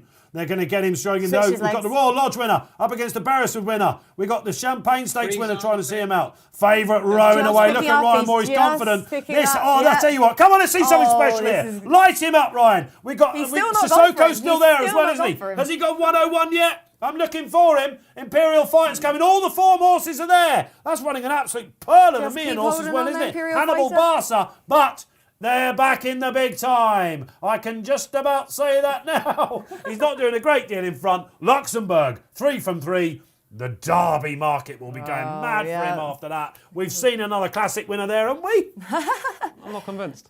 Oh, and someone's not convinced. I'm not convinced. All the right form horses behind him, Barry. You wanted the field to see him off. They knew. Took him all his time, Dave, didn't it? For my money. He didn't meet any trouble in running the way some of the horses in behind did. He had a clear run on it up that inside. I think everything was in his favour. He's won it well, but I wouldn't run away with it. 294 quid matched at 2.30 will show what the in-running punters thought of it. That's 11-8 against. Sissoko didn't trade that short. Just it was a good shout though, that Barry. Good shout, because he's won a Perler, isn't he? I'm not sure. Is he held on for second? Let's have a look. Oh, he might only be fourth, would you believe, just looking at a replay there. No, I think he's second. I'm going to say second. Well, we need it for our lucky 15. I was watching the Bob. But yeah, the favourites done it okay. I wouldn't be running away with it just yet, to be perfectly honest with you. What, he's won 2 lengths maybe? I'll tell you what I like. Just waiting to get a quote for next year. Yeah, for I'm going to say 4s. He was 6s, Barry, wasn't he, on the sportsbook going into this? For the Derby, he was 6s. Yeah, the last time I looked, and he was an 8-to-1 chance for the 1,000 guineas. But I think he's definitely more Derby than Guineas horse. Yeah, I'd say that's for sure. Tom's thinking St Ledger already. He's thinking next year's Triumph Files in the famous green and yellows, which is absolutely ridiculous. 2 Group 1s go to the O'Brien family. Surprise, surprise. 1 down under at 7:15. The Cox Plate, State of Rest. And you can't keep a good man down. Aidan and the boys at Ballydoyle pull it out. The head carriage, again, it's interesting. It was better that time, Kenneth, wasn't it, I think? Who came in and very wisely didn't stop St Nicholas Abbey from racking them up, either did it. Hadn't been for Frankel, he'd have been the worldie in the pack. The money was down. So what I liked about this, guys, is that he just looked, again, he's still learning the trade. A little bit like Native Trade in the Dewhurst. He has to get off the bridle a little bit, and he does produce. And I unquestionably think he's idling. Yeah, I mean, he could be. His head carriage is pretty high. I think. How are you knocking the form though with the Autumn Stakes winner? You've got Royal Patrick's beaten out of sight. Yeah, I don't think the race was run to suit him. They went slow early. If I was Jason Hart, I'd have gone a bit harder to stay. No, I'm not taking anything away from the performance. I think he's beaten some good horses. Bayside Boy didn't have the ideal trip. He was probably second best in the race. I just wasn't impressed with the finishing effort. Were you expecting when he hit the front for 4 or 5 lengths? Yeah, you've got to go clear there. He just put his head up in the air. I think he's still learning personally. Bayside Boy was the one that Barry alluded to. Maybe could have had a better run, but he did have every chance to get second that horse. I think he did. I want to say that the fact that I'm not impressed, I think, is more due to the fact that he's now going to be 4-5-1 Derby favourite. Like there, he wasn't clear favourite exactly. For Derby now from 6, and he's 6 from 8 for the 2,000 guineas. He hasn't hit the line overly quickly there. Kenneth comes back on. Look, the further they go, the better with Luxembourg. He's still learning as well. He's thinking Queen's Vase. No, not at all. Look, he was impressive, but I would be very surprised if he posted the best finishing sectional in that race. Brian Meehan's got one there, hasn't he? Yeah, he was really keen early as well. Seeing as he's come from last, that is a nice one. He's definitely still green. Sissoko, I bet, will be a nice horse as well. They'll be plotting out some targets for him. I think the boys will be happy that they've got Mr. Westerberg into a nice one there. Very much keep so. Keep nice and warm over the winter. They've got the Chivri. The dream's still alive for Mr. Opal. Yes, indeed. The Swiss billionaire, I think, whose investment is welcome, let's put it that way. And he loves to have runners at the Breeders' Cup as well, doesn't he? Of course, Chivri Park winner, didn't he? Whose name escapes me. Tenebrism. Very good, Tom. Yes, indeed. Look. If that doesn't get your juices flowing, let us know. 4-1. What do you reckon about the Derby on the sportsbook? It's a sort of safe price, isn't it? Be about how he wins as what comes out. But at the moment, every box ticked. And I think we might have just seen another classic winner there. We could do. He could easily progress from 2 to 3, but I just wasn't blown away by it. You're thinking it's St Ledger, I know you are. No. I think I want to take him on at the Derby. That's what I'm thinking. It was just the way that you wanted him, as you say, to when he switched his legs and he was just being bolstered up there still into the bridle, but just being going through the gears. And you wanted him to extend like he did in the Beresford. I mean, when you think about the Beresford and how he actually the closing sectionals he posted in the last 3 furlongs, it was 0.4 quicker than Art Power over 6 furlongs. So you expected him to have that extra kick. Potentially the ground has just blunted that, but then he switched his legs back again, and that's when, as you say, I just thought that run plateaued rather than I thought he was going to go on and keep extending. Only his 3rd run, still a baby, still green on that ground. So he can be forgiven, but as you say, just when he switched his legs, I just expected him to keep going through the gear. There wasn't that 6th gear, was there? No, it wasn't. Yeah, he just plateaued out about 5th gear, yeah. 6th gear? That's what you need from a Derby winner. Yes. Ridiculous. All right, pouring some score on it. All right. No, but don't get me wrong. He was impressive, and that was so likeable. And Aidan O'Brien's 10th winner in the race. I don't want to crib the horse whatsoever, but like I say, just because of the contraction of the price for the Derby there, back in the Darrenstown wins. Completely agree with. All right, back in the Darrenstown wins. Pacemaker at Epsom on the first weekend of June. Pull him to the outside, Ryan. Off you go. A pacemaker at Epsom. We didn't have that last year, did we? No, but that is a talking point, Kate, that we're going to get to, I think, when the next flat season comes out. All right, that was it. Doncaster, one more to come for you there. But we must move back now to Prestbury Park, the home of jumps racing. We've got a 2-mile handicap chase, some right old characters in this, and another well-backed favourite, Barry Orr, this time for Sam Thomas. Yeah, really well supported. Was around 7-2 and 3-1 before midnight, into 3:05. Now, 2 non-runners here, most notably Asheter, who I had put up, and it was in our lucky 15 as well here on Gettings in the plate there. I don't know what happened to him, but he's a non-runner now, unfortunately. 4-2 Sky Pirate, Leap Away 7-6. Batvia is 6-8, and it's Roy de Vev is, or Vev de Roy is 12. Yeah, my horse is a non-runner here, so just going to sit this one out, guys. Yep. No opinion outside of what I was going to put up. Okay, all right. I am here, and I am here to help on that front, because remarkably, I'm a rather fickle individual. having knocked Sky Pirate all last year and not been on when Kills was telling us that this was going to win the Grand Annual. We had a right laugh with Kills at it yesterday, because you might remember we were doing this show as well. We screamed him out as well. Kills told us, I think everyone back in December, wasn't it, when Sky Pirate showed his real true colours over this course and distance, that this would win the Grand Annual. And then, of course, he goes and wins at Warwick. His mark goes through the roof. Can't win off that. And, of course, Kills only got the anti-post wager on him, which was all right, going into Cheltenham, and wins one of the finishes of the season. I think Sky Pirate can take this out. And I like the fact he's drifted as well. Keels has napped against him today. With the Fav, who was around about 5-1 yesterday. There's been absolute price crash on this. Thinks he's 2 miler. He actually, Tom called him this season's Grand Annual winner. He thinks he's this year's Pirate. I think he wins this race. I think Kills is probably right. I don't know about if he's this year's Sky Pirate, but he was really impressive at Chepstow last time. Before that, he won an all-weather jumper's bumper, which just proved his speed. I think he jumps really nicely. He performed really well at Sandown and Newbury last season as well. I think Sky Pirate may improve for the run. He doesn't have an overly brilliant record. That's fresh. the only thing that puts you off him, I think, today. Yeah. Historically, the last 2 winners have been rating in the 150s. I looked at his handicap mark, and a little bit like Cloth Cap in our 3-mile handicap. Is he quite up to that? I'm pretty sure he is. The Grand Annual performance shows us that. In the Grand Annual, he likes that strong pace. Do you remember when he won at the December meeting? He travels so well, doesn't he? Tom Scudamore finally held him up, didn't he? Yeah. And it was like they've been trying to make the running with him, all that sort of stuff. He was well named, I thought, the Pirate, picking your pocket. He's a bookie's horse, wasn't he? But could he do a Rouge Vif in this, who was so devastating in the race last year? I don't know. I think he's at this sort of price. I've got to play him, the Pirate for me, Kate. Yeah, no, I agree. As you say, the record fresh, and also the lack of pace to aim at here is going to be my biggest concern, especially with those 2 non-runners as well. So he really hasn't got the whole big field, and even with that, he hasn't really got the pace to be aiming at in this race. He's really going to have to hope that Voix de Rêve's the only horse in here with any form really going forward. So he's going to have to hope that Voix de Rêve goes back to those tactics again.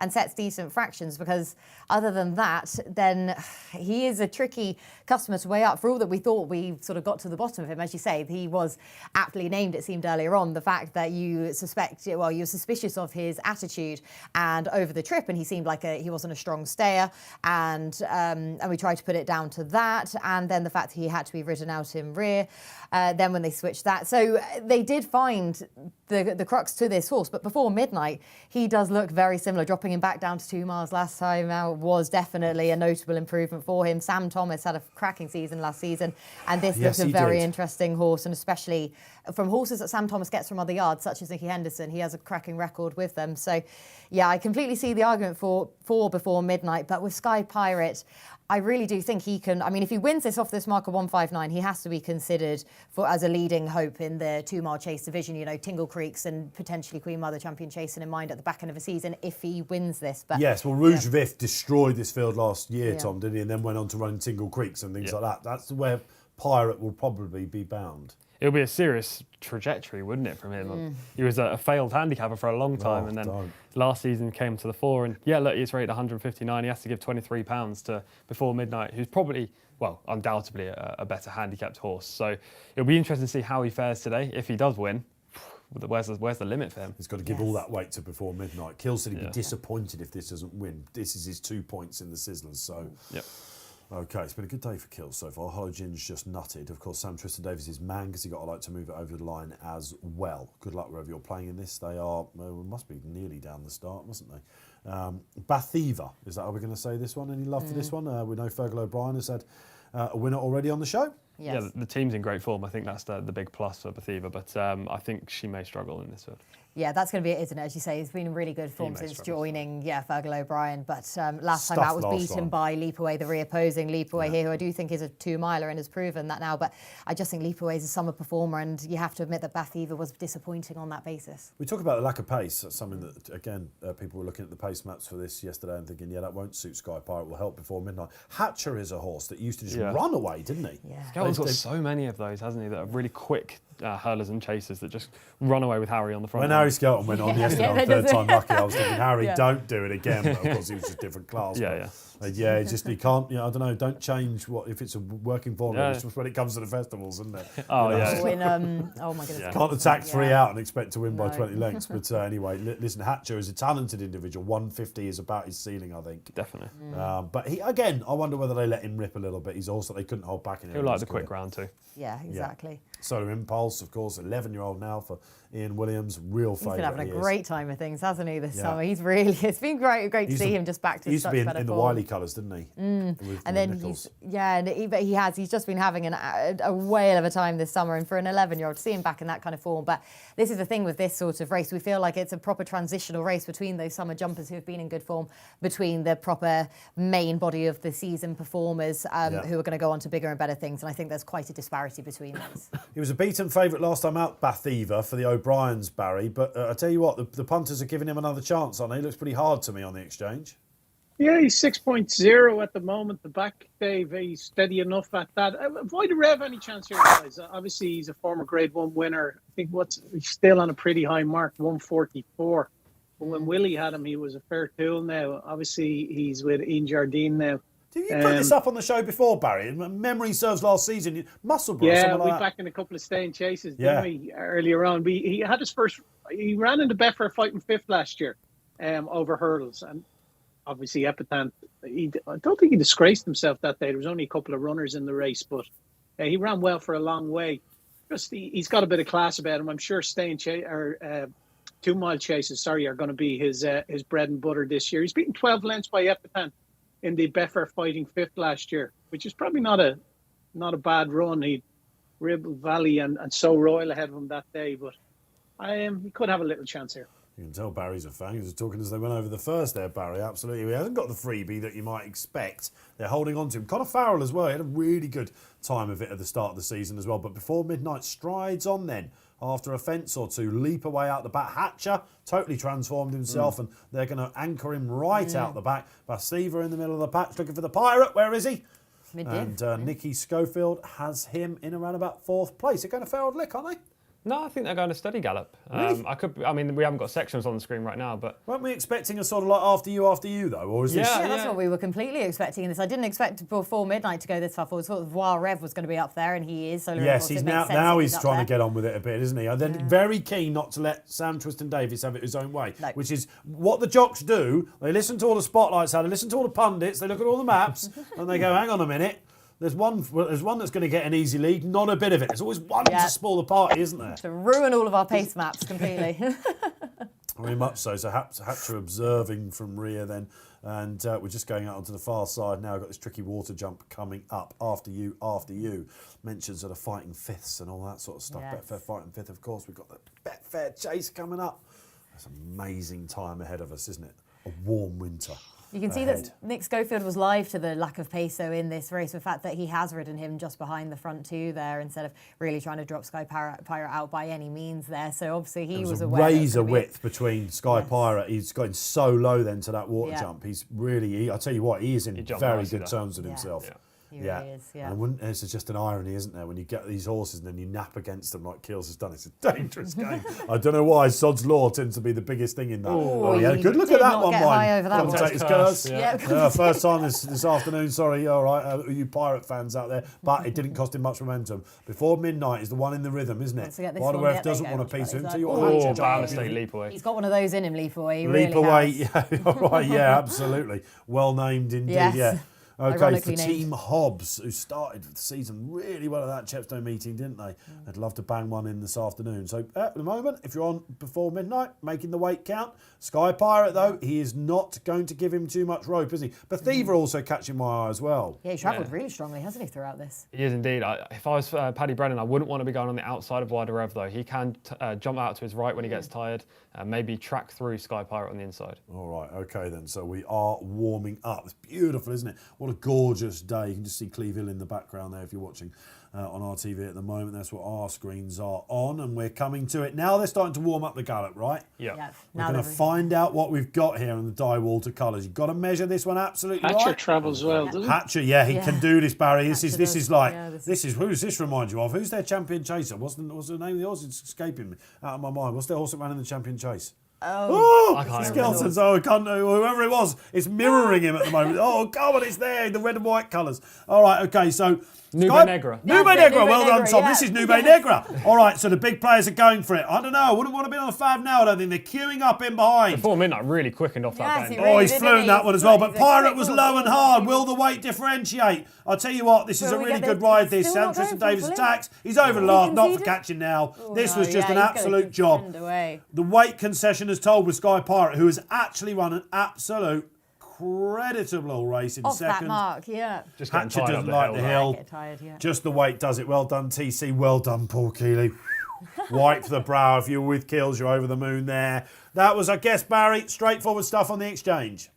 Yeah, he was up obviously throughout, Dave, and he never traded any bigger than what he did pre-race. He was matched at 3.91 pre-race for 16 quid. He never traded any bigger in running. Obviously, he had a Betfair SP at 3.25. Sky Pirate, who's ran with credit, he's hit a low of 2.91 for 17 quid was the lowest Sky Pirate went. But yeah, the winners put in a top performance there.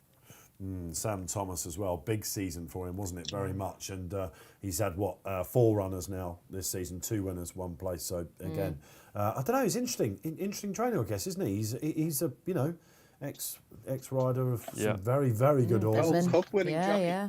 Yeah, Gold Cup winning jockey, absolutely. The There are Denman pilot. 4 young trainers, jumps trainers come to mind that could have big years. Sam Go on. Thomas is one, Tom Lacey, Tom Simmons, and Christian Williams. I think all 4 of Would he those. be young trainer Tom Lacey? He'd be delighted to hear you call him that. Burgeoning career, let's say. Yeah, so Right old from the character, point to Tom point, Lacey. That's it. yeah, from producing point to pointers and such like Yeah, onto exactly. it. As you say, he definitely has. T Clipper has probably been Yes. the flag bearer, I guess, it so far this season. He was really yes. good at Chepstow the other Wasn't day. he as so well. good? Yeah. Yeah. Yeah, who's the horse that Richard Johnson rode to the Grade 2 success at Warwick over hurdles? Adramel. Yes. Adramel, Yeah, well done, Simba Tracy. Leamington's spot. Yeah. Got to get these old grey matters going, haven't we, to remember all these. We've got about 15 minutes till our next at Doncaster. It's 6 furlong listed race, so that was before midnight. Let us know if you weighed in with that one. Again, the Pirate, I think he run really, really well there, but that weight he's going to have to go to graded races, do you think? He'll come on a bit for that, but winning a handicap off that's going to be tough, isn't it? Yeah, I think so. He kind of blew up a little bit up the hill. He did well to hang on to second. He bumped into a really well handicapped horse there, I think. And the fact that before midnight can quicken off that bend as well as he did, he put 2 lengths between himself and Sky Pirate in a matter of strides. I just think he's a well handicapped horse, clearly on the upward, on an upward curve, and Sky Pirate just bumped into him. Not as well handicapped as before midnight today. Shall I give you a quote from race 3? James Stevens, our man on track, has emailed me to say, Sam Twiston Davis, I like to move it. Go on. I'm delighted, says Sam Twiston Davis. It's not often you go out and race in a race and the plan with 4 runners. It was valuable. It was all about more experience. He's scary good. And even despite jumping in inadequately on a few, he run nicely. He's doing a lot wrong and winning. So they're obviously, it's Twisters, isn't it? They're going to go, what? I don't know.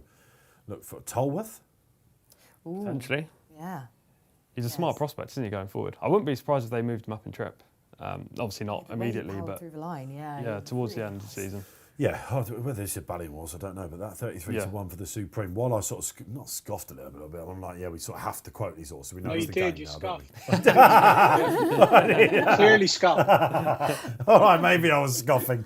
All right, I said it's never too soon. You're right, I did scoff a bit. But look, we have to quote them. And the fact of the matter is, you're probably going to be on a runner, aren't you? Because it's the Twisters camp. Yeah. Even if he gets 2 duck eggs next to his name. Yes, no, exactly. And like I said, I like the angle of a Tolworth, especially with the size and scope and everything like that. And if it's soft ground that we usually expect at that time of year, then he's, like you say, thinking of races like that have to be strongly considered now, don't they? Yeah. Because that was very smart, considering he's still learning on the job as well.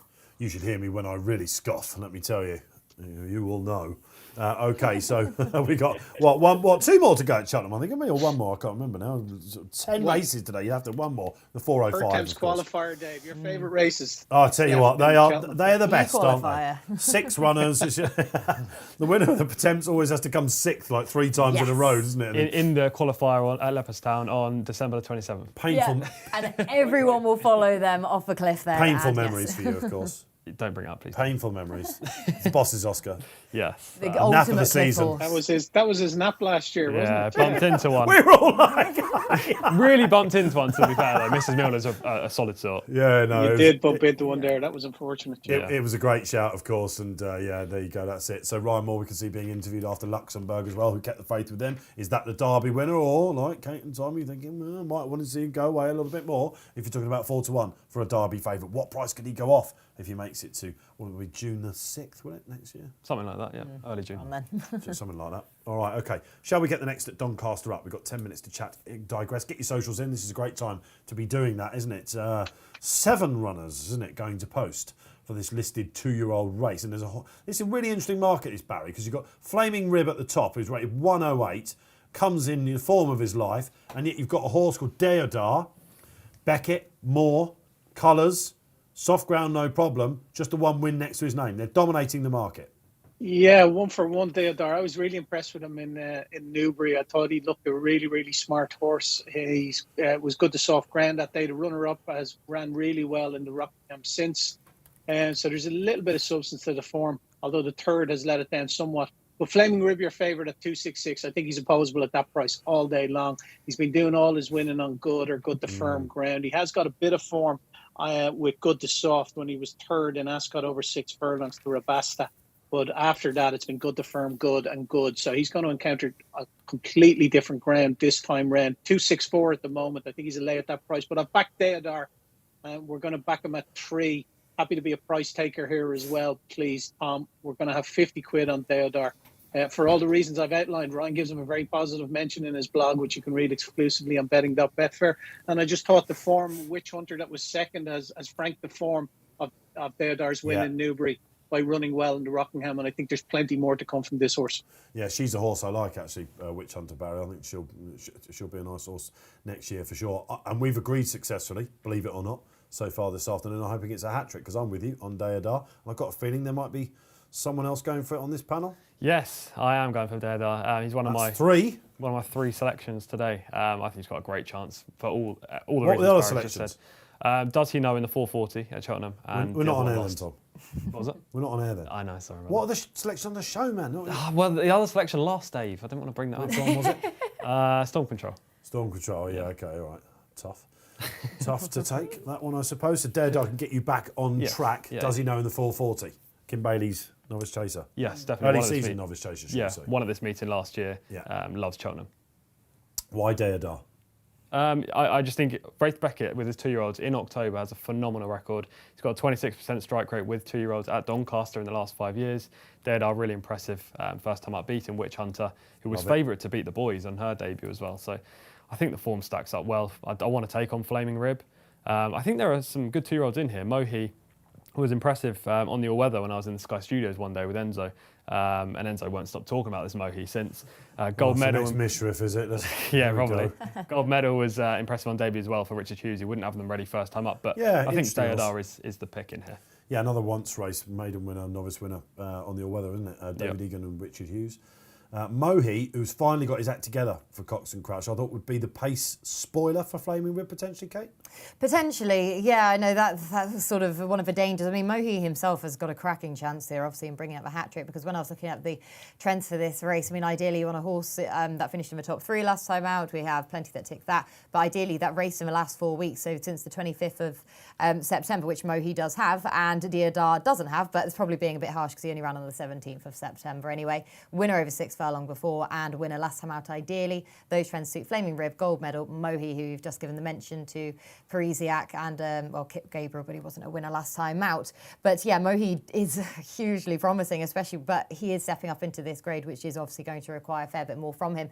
But this race, it does feel like our Group 3 Horace Hill earlier on, doesn't it, between Light Infantry and Noble Truth. And I'd sided with the experience in that and Noble Truth. It didn't go to plan, and Light Infantry, who also came into that race on the back of one sole start and was green on that. And I do think the same can be said about Deodar, and the form has had the boost that you've obviously all mentioned as well. So for that reason, I'm still going to go against him. He could very well be a good performer. That race was in a decent time as well, but with Flaming Rib, with that experience, with the progression he has, he doesn't have an ideal draw here into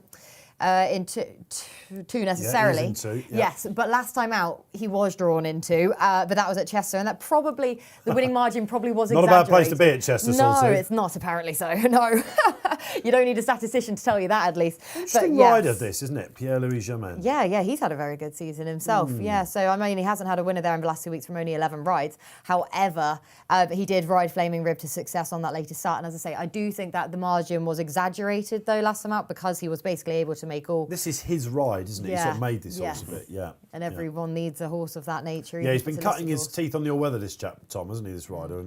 And for the last couple of seasons, that's where he tends to get more chances, isn't it? Yeah, he's just struggled for those big rides. Yeah. Obviously, Richard Kingscote's ridden a lot for Tom Dascombe this year. Pierre-Louis Germain's one away, I think, from 50 career winners. I could be wrong with that. But this would be a good way to bring up that milestone. OK, so 3 for Deodar, 1 for Flaming Rib. And there will be a lot of people out there, Kate, that are looking at this like you and thinking, hang on a minute, we've got a 108 horse here against the horse who's... What did Deodar get when he won his novice? Let's have a look. RPR 82. Yeah, OK, so 82 RPR we gave him. So, I mean, you're going to... bundles to find, doesn't he? So, and yet here they are. Could he yet go favourite, Barry Orr? He is favourite. Whoa. Well, nearly. It's 266-27 Deodar, so 266 at the moment. But you'd have to say momentum is probably with Deodar, considering like we've backed him at 2-1. He's into 7-4 now. Gold medalist 12. Mahi is 13.5, 26 bar. But yeah, it's fascinating contest at the head of the market. I wouldn't be going on ratings on Deodar on what you guys gave him, because he can take a massive step forward. Obviously, on his first run, these 2-year-olds can take some can progress at a rate of knots, but as you well know, Dave, so I wouldn't be reading too much into ratings at this stage of their career. The last horse that did that in this race is a very well-known horse. Came in from a novice race, had bundles to find, was backed into favouritism, like Deodar as being. It was a Hannon horse. What year are we talking? Yeah, We are talking 2013. Oh, God. I know you. Was it the filly? No. Oh. 2013. Don't know. Night of Thunder. Yes, Barry Orr got it. Yeah, Night of Thunder. Rocked up against 5 rivals and landed the punt. What did he do the next year? Broke the Kingman's heart, didn't he, in the Guineas? And a great ride from Kieran Fallon. So Night of Thunder, it needs to be a special horse, basically, historically. We are saying, to win this on just your second start. I'm just watching him going around, actually. Quite compact sort of Kate, isn't he? And Yeah. bit of growing. He looks like a little bull, doesn't he? Yeah, he definitely is, isn't he? As you say, he's sort of formed as a 2-year-old at least anyway, so you wouldn't be saying that he's got to fill that frame and just sex start. He's fallen away on a debut by any means. Mind you, His favourite now, 266. I was just about to say, having a look at his main market rival, Flaming Rib definitely looks a 2-year-old as well, doesn't he? Sort of a bit leggy mind. Okay, let us get some interaction up. Who's coming on back onto the show? Paul Bakewell. Paul, where have you been? Here you are, getting your moment on the show. And it says, really glad to see Gianluca Sani has been given a chance on Parisiac, despite not being allowed to claim his allowance. Yeah, absolutely. Yeah. Maybe underestimated. What about Brian Smart's horse, Tom Collins?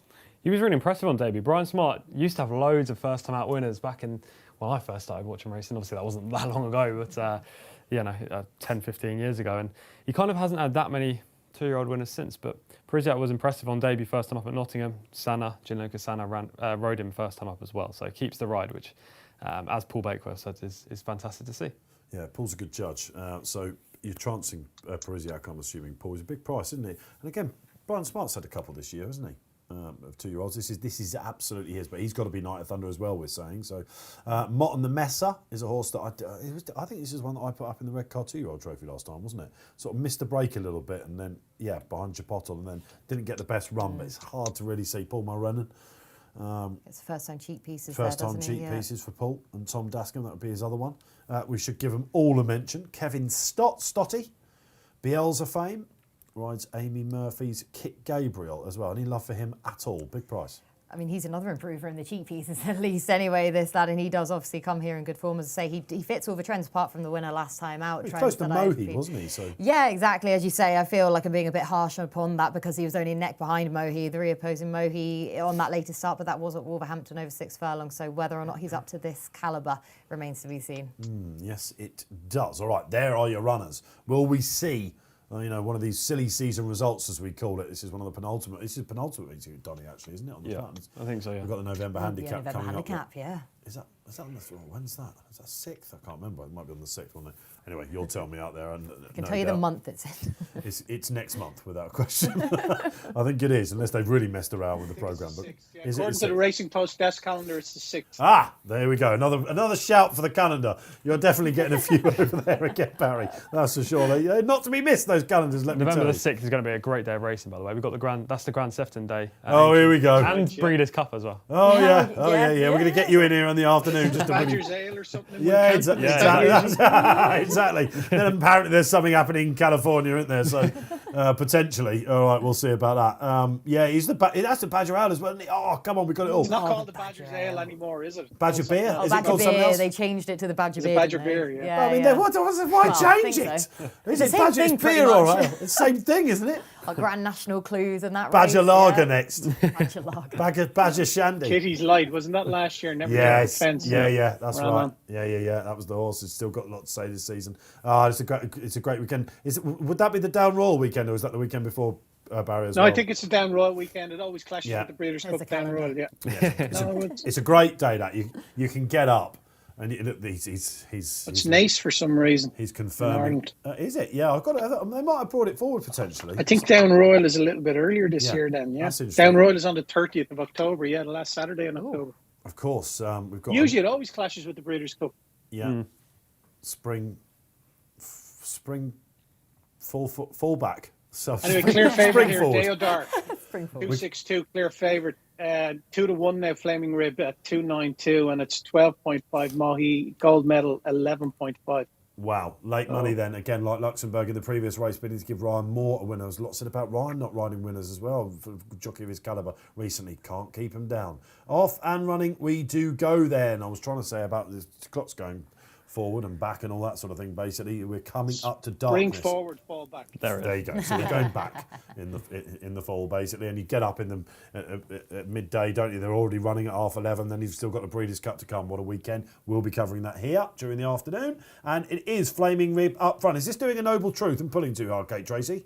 I don't think he's as keen as Noble Truth. No, he's not going clear at least anyway. He's out so- to 9-4. Wow. Yeah, Okay. I mean, he probably is doing that slight little bit on the front end. We didn't think he was going to get an uncontested lead by any means with Mohi drawn next to him in 1, and therefore he's... But Pierre-Louis Germain looks pretty happy there. He's got a few under pressure behind, but Yeah. we did see Noble Truth Deodar doing out that to earlier on. 7-2. Yeah, not surprised. It's a bit green. He's got some ground to make up, Tom. Yeah, towards that far side again. I don't Here really... comes gold medal. Far side, why switch over there from 3? Yeah. Here comes gold medal. So will he have done too much too soon? This is Deodar. Tell on, you what, he's green. I Deodar. think he's going to get this, isn't he? He's looking lovely. He's taking Mohi his on time, Flaming he's- Ribs going for it. Pierre-Louis Germain. Ryan Moore on the far He side finally thinks goes he's behind got the him. saddle. Will he Come get on, him? No, Flaming Rib. Flaming Ribs Come going to on, be one for Flaming Kate Rib. Put the Tracey. experience Come on, to Kate, good scream this one home. Put the Oh, experience to here we good go. use. Didn't he go for goal favourite in the end? Come on, the Case has held experience down up. the centre.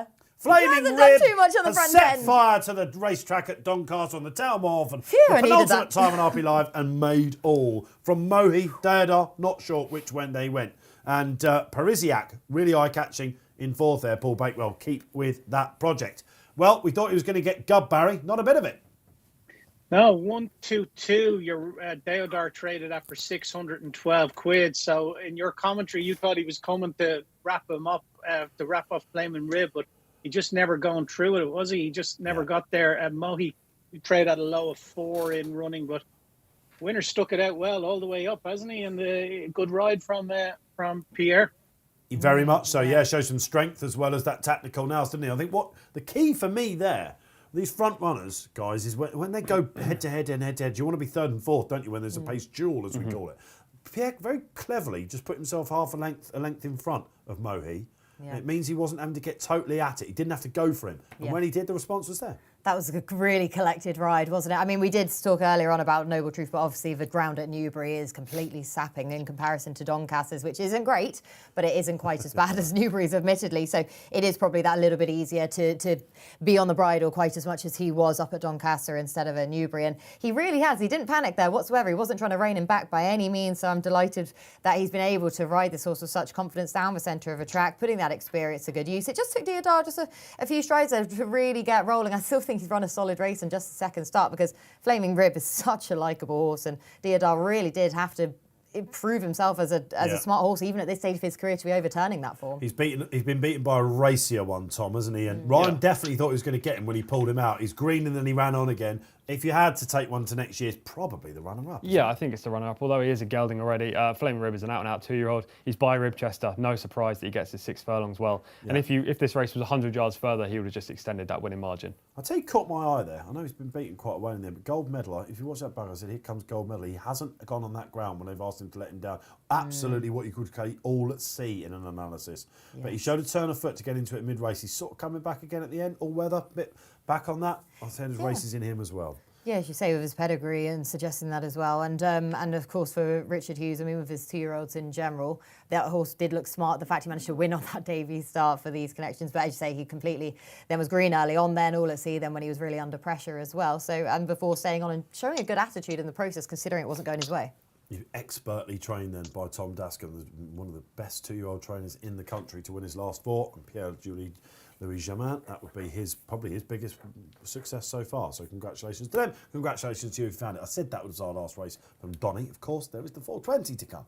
We've still got 2 more races. 10 this afternoon. It's absolutely flown by. We're up to 4 o'clock already, guys. Who's filling the pace? No, I'm good. Oh, I'm used to these Slumped a little bit over there, aren't you? Yeah, just chilling, Dave. Just chilling. Just chilling. Yeah, just need another winner. That's all. There's a surprise. Laid back TC. All right, Kate, you've got your winner there. It wasn't even favourite. I know, I needed it. You're feeling the pressure's off now. Yes. It's to happen. Listen, you can't think about strike rates on this show, but we have got the Potemps Network coming up for you to now go on a late treble. Oh. Can you do it in this race? Let's find out what Kate's tip is after we go to Barry and have a look at the market. This is a head scratcher, Barry. Like I said before, you top 6 get a run. Qualify for the final in March. These are tricky races, right? Yeah, I really don't. They're not races I have a bet in with my own money, but because this is for charity and it's Betfair's money, we'll see if we can eke out something. But Tully Beg for Jordan Gainsford is your favourite at 4.4. 5-6 Born Patriot. Jersey Wonder 11, 9-6 Butler Brief, Push the Tempo 12, 15 Bar. To be fair, is a horse that interests me. Went off 5-1 joint favourite for this race last year. He's rated 135 now. He's almost 20 pounds lower than what he was at his highest. He's had a couple of runs where he's finished down the field, but at his age now, they should have brought him on considerably. 2 runs in Newton Abbott, 1 in September and 1 earlier this month. And they should have brought him on significantly. And it's interesting that they're coming back here. He's an 11-year-old now. He's rated 135. We're just going to back him. 25 quid win and place, please, Tom. And we're going to go into the extended place markets where there's 5 places in this race on the Betfair Exchange. And he's currently around a 7-4 chance. Happy to be a price taker in both markets, please. To be fair, win and 5 places. This is his race, Barry. He was, like you say, running it last year. He won it the year before that. The year before, yeah. And again, for the Hamers, a marvellous horse who came out absolutely nowhere. One of these staying handicap hurdles could just go on a right rattle, blow their handicap marks, and he's really held it. And again, he'd be the good story in this race, and we know that he is there or thereabouts. I must admit, he caught my eye because he has come down the handicap. However, I thought this might be one for the Henderson team, and I went for Hall Away in this. That's my suggestion. We'll get them out of the way. Is he running? Yes. Yeah. He is 25. What's going on with his price? He's absolutely. I think he may have lost a leg down at the start there. What has happened to his price? Drift. Yeah, hang on a minute. I was like, that was he before must you have said pulled anything. in. No, he's gone out to 33s. Well, we know what happens on this show when I put those up, when they drift all the way. How on earth is this bloke that price? I don't get it. His win over hurdles 2 back couldn't have worked out any better, and he took advantage of a lower handicap mark over fences last time. Henderson has won this with the 2 runners he's won in the last 10 years. Nicolas de Boinville still got a pretty good handicap mark. What on earth is going on out there? Haul away. The one thing I would say about that is that they are punters. And if this was massively fancied, there's no way this would be sliding. So sometimes you do look at these drifters, don't you, and think, yeah, I've got to keep the faith there with him all the way. The other one I was looking at, if I'd have been able to put 2 up in this, was Butler's Brief, who I know Kills has gone for as well. A horse for the Ralphs that's probably got more to say under Nick Schofield, of course, second in our previous race on Sky Pirate. They'd be my 2 against the field. Keep the faith, Dave Orton. Kate Tracey on a quick double. Oh, goodness. Yeah. Well, you're siding with 2 very informed horses here, so it's just whether or not they can continue that now into the autumn or not. But with Alistair Ralph being in such good form as well through the summer, I can see the angle with Butler's Brief there. But I should say, you do have to be slightly concerned about the drift about Holdaway, for all that he definitely has the form and the mark to be featuring this. These races are absolute nightmares.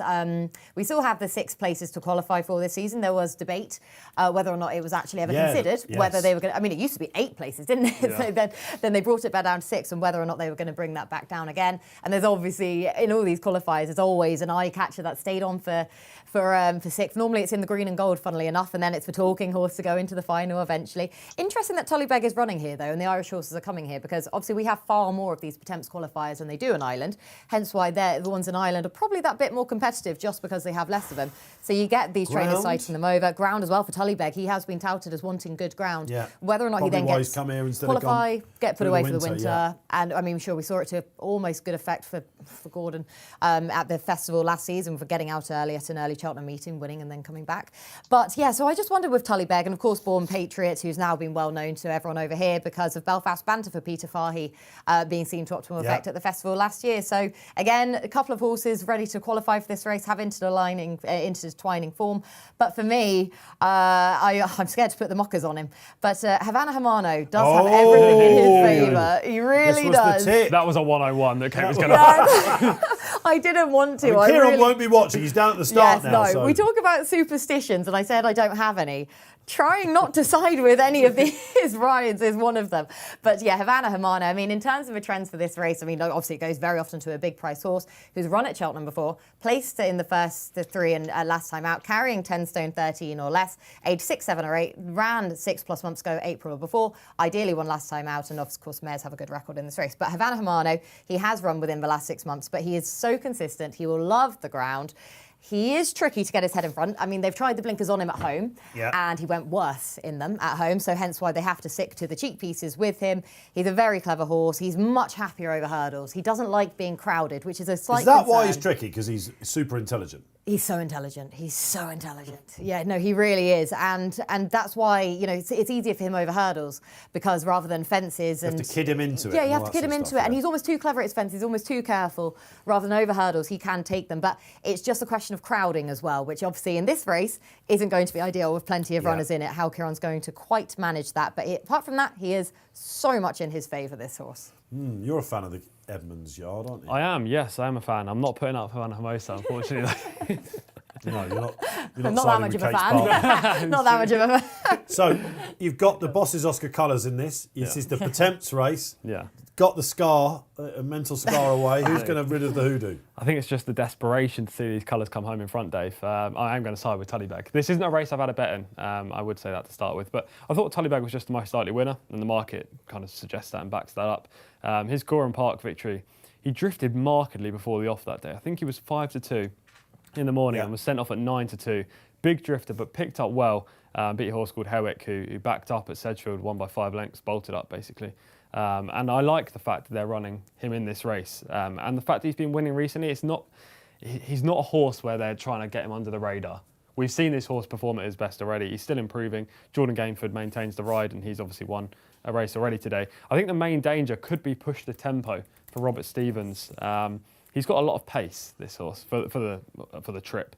Tom O'Brien gets on really well with him. He won really well last time as well. So I think he could be the danger at a double figure price, but I just can't really be opposing Tullybeg, despite the fact, obviously, I'm not playing in the race personally. Under your man, Jordan Gainford, yeah. Jordan Gainford, he's so good. To give them a double. So good. He is. All right. Very good, maybe I should say. Yeah, very, very good. Very. Born Patriot is interesting, isn't it? Because everyone's just going to fear these colours and trainers and everything now, aren't they? It's a Grade 1 winner in the Belfast Banter. They really, really are, yeah. And again, I was expecting more of this chap. He has been over here before a couple of times.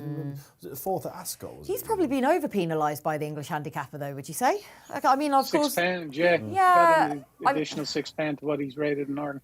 Yeah, exactly. And I know that, of course, the English handicappers are completely live to trying to penalise these runners coming over here, and we've seen the rise there for Tullybeg as well. But Born Patriot, on the face of it, considering he finished 4th there at Navan, well beaten by Tullybeg, with the fact that he has been given the £6 rise to run over here, he really is going to have to step up on that bare form to be winning here. So I'm not entirely sure he's much of a plot job as looks on the face of it for these connections. If you look back at his profile as well in running Tullybeg, don't expect him to be one of these that comes right from the back, isn't he? He likes to sort of adopt the position. Yeah, and he takes a little bit of riding as well to hit top stride. Like, he won't be the one. Look at that, Cheltenham. They're down at the start, and then there's the crowd. Absolutely buzzing, isn't it?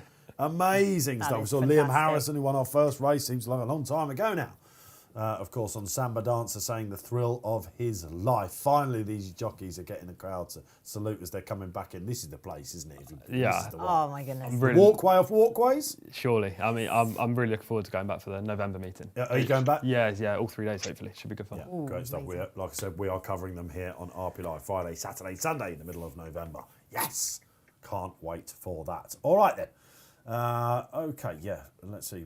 Who's going to take it up then? Look, we're looking at the front runners here. I think Haulaway should be up there. Jersey Wonder, yeah. a horse that should be peaking now under Jonathan Burke for Oliver Sherwood. Out of luck, aren't they, with Jersey Bean earlier in the day. He's up there as well. To be fair, looks an absolute picture, Barry. What's the market saying? Tullybeg, just all about him? Yeah, he's strong, 4.1. Born Patriot, very strong, 5.2. Butler's Brief into 10. Push the tempo, 13. 17.5 Jersey Wonder. That's a big negative.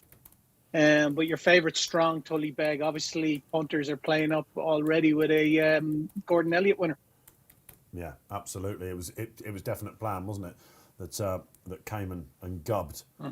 Of course, the Hollow Jonge. Right then. Let's get this off and running. It's been an absolute pleasure having Cheltenham back, hasn't it?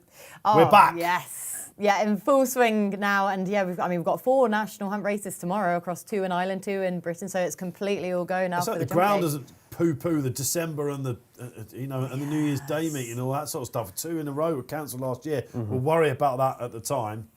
Okay, all right. Good luck wherever you're playing. This is going to be the toughest commentary of the day, that's for sure.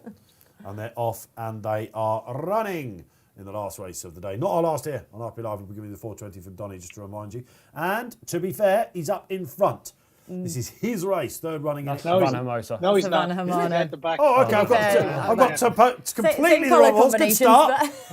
It's your horse, Kate, up front. Hence why I'm looking nervous already. It suddenly changes the dynamic of how I watch a race when he's up there in the front. And Holloway's up there as well, Dave, and Butler's Brief. Thank goodness you're here commentating, Barry. Listen, I've done 8 already. This is my 8th one. Come on, man. I'm no Enzo, that's for Kansas sure. City Right, what have we Chief. got coming in here? What's this in these colours, the Max Kendrick colours? Mustang Alpha. David Jeffries, interesting for these colours. It's usually Ben Case, isn't it? It's got these horses. Haulaway up there. I'm happy to see that. Right in the middle of Kansas City Chief taking a He is fierce pull. tanking his way through, isn't he? Our Irish Raider. He's there as well. Let's have a look. What's this in the yellow hat as well? Butler's Brief. Really fancied horse. He's in 5th if you want to know where your money is there. Panic Attack for the Pipes. Whenever you see a mare and the Pipes in these, you're thinking, oh, what have they got in mind come Mares March? have a good record in this race as well, hence why she's a little bit of a danger on Where's that the basis. JP horse? It wouldn't be a Potemps race, would it, without the JP horse? And Ross Briley famously said when we were watching the Potemps qualifier at Warwick last year, he was like, here comes JP's horse. He can't surely win. It's a qualifier. And he's right out the back, Jordan Deschamps as well, the 10-year-old, but he's shown his hand a little bit, hasn't he? Where's Kansas City Chief? He's right out there, Tanked his isn't way into 3rd. He was 3rd last He's year. settled now, he's got a bit of headway. Victoria Malzard's just 7th ride under rules, Yes. as well. Yeah. Yeah, But he fair didn't, enough. yeah. Okay, all right. So what sort of gallop are they going? Sort of steady away. Again, this is where I want to be, up front. I'm All very the way happy taking with his this. pull. 9 hurdles to go, Barry. I suppose it's as it was, is it? 3.5, 5-2 Tullybeg, 6-2 Born Patriot, 8 Butler's Brief. Market reacting to that. Pushed the tempo, 9-8. Outside of that, nothing really. Havana's Hermano is out to 80 and had a Betfair SP at 28, so that seems to be paddling backwards, is it? Wonderful. What do we think about I've this? decided with it. No, I I'm don't know, it's on delighted. the inside. It's doing all right. I'm delighted No, he's he's taking there on the Paul. I'm inside. delighted he's taking Not just Paul me here. that's mixing it up, thank goodness. They are remarkably similar colours, those, aren't they? To be fair, ridden absolutely stone cold. There's one I didn't pick up, who I'm trying to do now as I get down my colours. It's Tide Times for Ian Williams. Quite an interesting horse. Right out the back again. At the moment, playing for 6th place, TC. Yeah, it was niggled along there by Charlie Todd.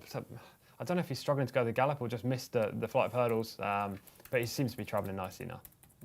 Because Holloway really was tanking himself there. And he's been taken on now. I mean, the pair of these two on the front end really were taking each other on there and as they were going down the hill. Hence why, as I say, I was happy that Havana Hermano was just taken back away from those front two because they really were starting to eyeball each other. Then they have settled down now that they've climbed the hill again there. But a couple more of those in behind starting to push the pace on again. Nick Schofield being one of them, which is always an interesting ploy when he starts to push a pace on again. Yeah, I mean, look, I know it's 3 miles, but they're really, and they are sort of strung out. But if you're on the front end at the moment, TC, no problems at all, is there? No, they haven't. They definitely haven't gone overly hard. Kansas City Chief would never normally lead in a race, Right. but he's jumping very nicely out in front, which is As is Tullybeg. Yes, Tullybeg right in mid-division. Yep, he's controlling the second half of this race, really, isn't he, from where he's currently situated. And right upside him, the other Irish raider in there as well, of course, in Born Patriots. Right upside those two. He's getting a lovely run around the inside, really isn't he? Yeah, Peter Fahey would have been eyeing this, you imagine, for some time, wouldn't he? Didn't have that. Let's have a yeah, okay, so a mistake from the Patriot then. Panic Attack, the mare warming up at the minute. It's fascinating. We're learning so much, aren't we? McAloney. I didn't like this. Yeah, he's on the outside, isn't it? Which is probably the place you want to be. I tell you what, Push the tempo. Butler's brief. He's still tanking, isn't he? Yeah. On the outside there. Here comes Tullybeg. They're making a move. They're concertinaing, guys. Yeah, all coming around the outside. And in this race, it can go to a horse that does come around the outside. But that's normally when the track is cut up, though, on the Friday down that inside rail. But I don't think it has, though, from the going sticks. So I don't necessarily think on the inside is going to be that bad a place to be. But it is interesting they're coming on the outside. Is he? Yeah. Butler's brief pulling up. That's And sad to be to see. fair, looks like he's had enough. Yeah, to be fair, round away. Butler's brief just He's looks a little bit hanging her, lame, doesn't he? he's But hanging he's horrendously doing then. the right thing there, the jockey on that, which of course is Nick Schofield. Tullybeg's just going so well. Yeah, Right, he we're going really to call is. it He's push the starting to be tempo called as well up. for Robert Stevens. Has still got to say, has he got too much ground? Who's going well? Tullybeg? Yeah, Here we Tullybeg's go. All right, we're travelling. just jumping 3 out then. They're coming to the famous second last. Panic Attack catching the eye. Yep. Holloway's still there. Still Considering Surely there's how only well he's one been winner. tanking. If he what? jumps. Yeah, Tullybeg's still Tullybeg, going. yeah. What price are you on the exchange? People are thinking, what are you on about? Okay, fair 5 enough. to Belfast 4. Banter's going to say something. What about, look at Kieran on the Oh, inside. God, he's still there. He's just whether he Come keeps on, getting Kieran, to the what do bottom you of got? his You're going to have to hurdles. kid him. He Don't just ask needs him to for everything fight. yet. That's what we're saying on No. Amana. He's a lunatic. Surely this has to fall back, this Kansas City Chief, at some point. I'll tell you Surely what, he has to fall Tullybeg, back he's still into got it. his legs. Yeah, Hamana just filling his lungs a little bit. Haulaway not done with at all. It's been a massive price, this one. You wanted to be on the front end, and it's Kansas City, It's still third last coming. year. Can he see it out? Haulaway, great jump. His form's been stacking up. Will he see it? Nothing else in the race. Victoria. Oh, go on. Okay, all right, we've got What it. a winner this Kansas will be. City. Jeez. It looks like it's going to be Kansas He's all not the way. stopping. He's not stopping. Victoria Malzard, £7 claimer, First has win on the ridden road. well. Under 12. Unbelievable 12-year-old. Surely scenes big here for the celebration. first time. Oh, give it Wow, a socks. and she's given it a great one as well. So that's 3 races we've had that have gone to conditionals. Miss Victoria Malzard, who knew? Neil Mulholland, that's who. And Kansas City used to be in the Tony Bloom colours, 3rd in this race last year. Rode them to sleep, Barry. She's given it a peach of a ride, hasn't she? She's claiming the 7. He's a 12-year-old now, and he's loved it. He's not a horse that ordinarily would lead, but he's got up there. Usually he's well in behind, and he makes his ground laid on. But she's given it a great ride, and fair play for her. Tullybeg traded low 1.75 for 34 quid. Seemed to be travelling very well. Didn't find a whole lot, though, when push came to shove. Yeah. That's the only really massive in-running story. But fair play to Miss Victoria Malzard, claiming 7. Who is she, Kate? Do you know much about her? Yes, yeah, no, Victoria. I actually believe she's from Jersey originally. Hence Thank goodness she, you're here. I'm pretty certain she is. I'm Maddie friends with her on Batchelor's- Instagram, Yeah, Maddie so- Batch, yeah. Bachelor's manor. Yeah, exactly. It's He's back. due to return soon, Matty Batch. He's got a rival. Yeah, that's it for Jersey. The Jersey rival here. I'm pretty sure, I'm willing to be corrected on that, but I'm pretty sure Victoria is from Jersey, and she plied her trade then early on in that, and then she's joined the Mulholland Yard, and this horse really sort of got her going to start with. She rode him a few times and earlier on in her career, and she's been given How young is she? We're just looking at opportunities. on the interview now. I mean, that's got to be the youngest jockey in the last 10 years at Cheltenham. It's ridiculous. It's like Benjamin Buttons Maybe turned up. Tullybeg finished where they wanted it to finish, TC. Yeah, 21. potentially, mate. Potentially. 21, Rob Lee is telling me in the gallery. 21-year-old Victoria Malzard. And she is from Jersey. Oh, well, it's all right. I don't feel bad. I find it remarkable how the racing hunt fraternity know each other. Yeah, we all know each other, but we knows each haven't met each other, like maybe. Well, maybe I don't know. But we all know about each other. But she stole a march there, didn't she? 2 out. You said, on the far side, TC, this horse never really leads. Never. She's let him go on, £7 off his back. He was weighted to do it, but Holloway's won an absolute sledger, hasn't he? Guess the eye catcher in the race was the banter, wasn't it? Yes. The Patriot, sorry. Born Patriot. Yeah, Born Patriot and Tullybeg, Born Patriot, yeah. Yeah, he's really caught the eye, and there will be a lot of people expecting Tullybeg squeezes in as well. Yeah. Does he? The top 6 are clear of the 7th horse. Yeah. What was our 6th horse, actually, Ho? So we've got Kansas, beaten by, is it the Patriot, Haulaway, Panic Attack. Tullybeg and... Let's have a Was look. it Jersey Wonder? Ooh. Jersey Wonder, yeah. Has Kieran got in the 6? Not quite. Jersey Wonder, I think. Was it Jersey Wonder? Jersey Wonder and Tullybeg, isn't it? Yeah, it is. Yeah, Hamano.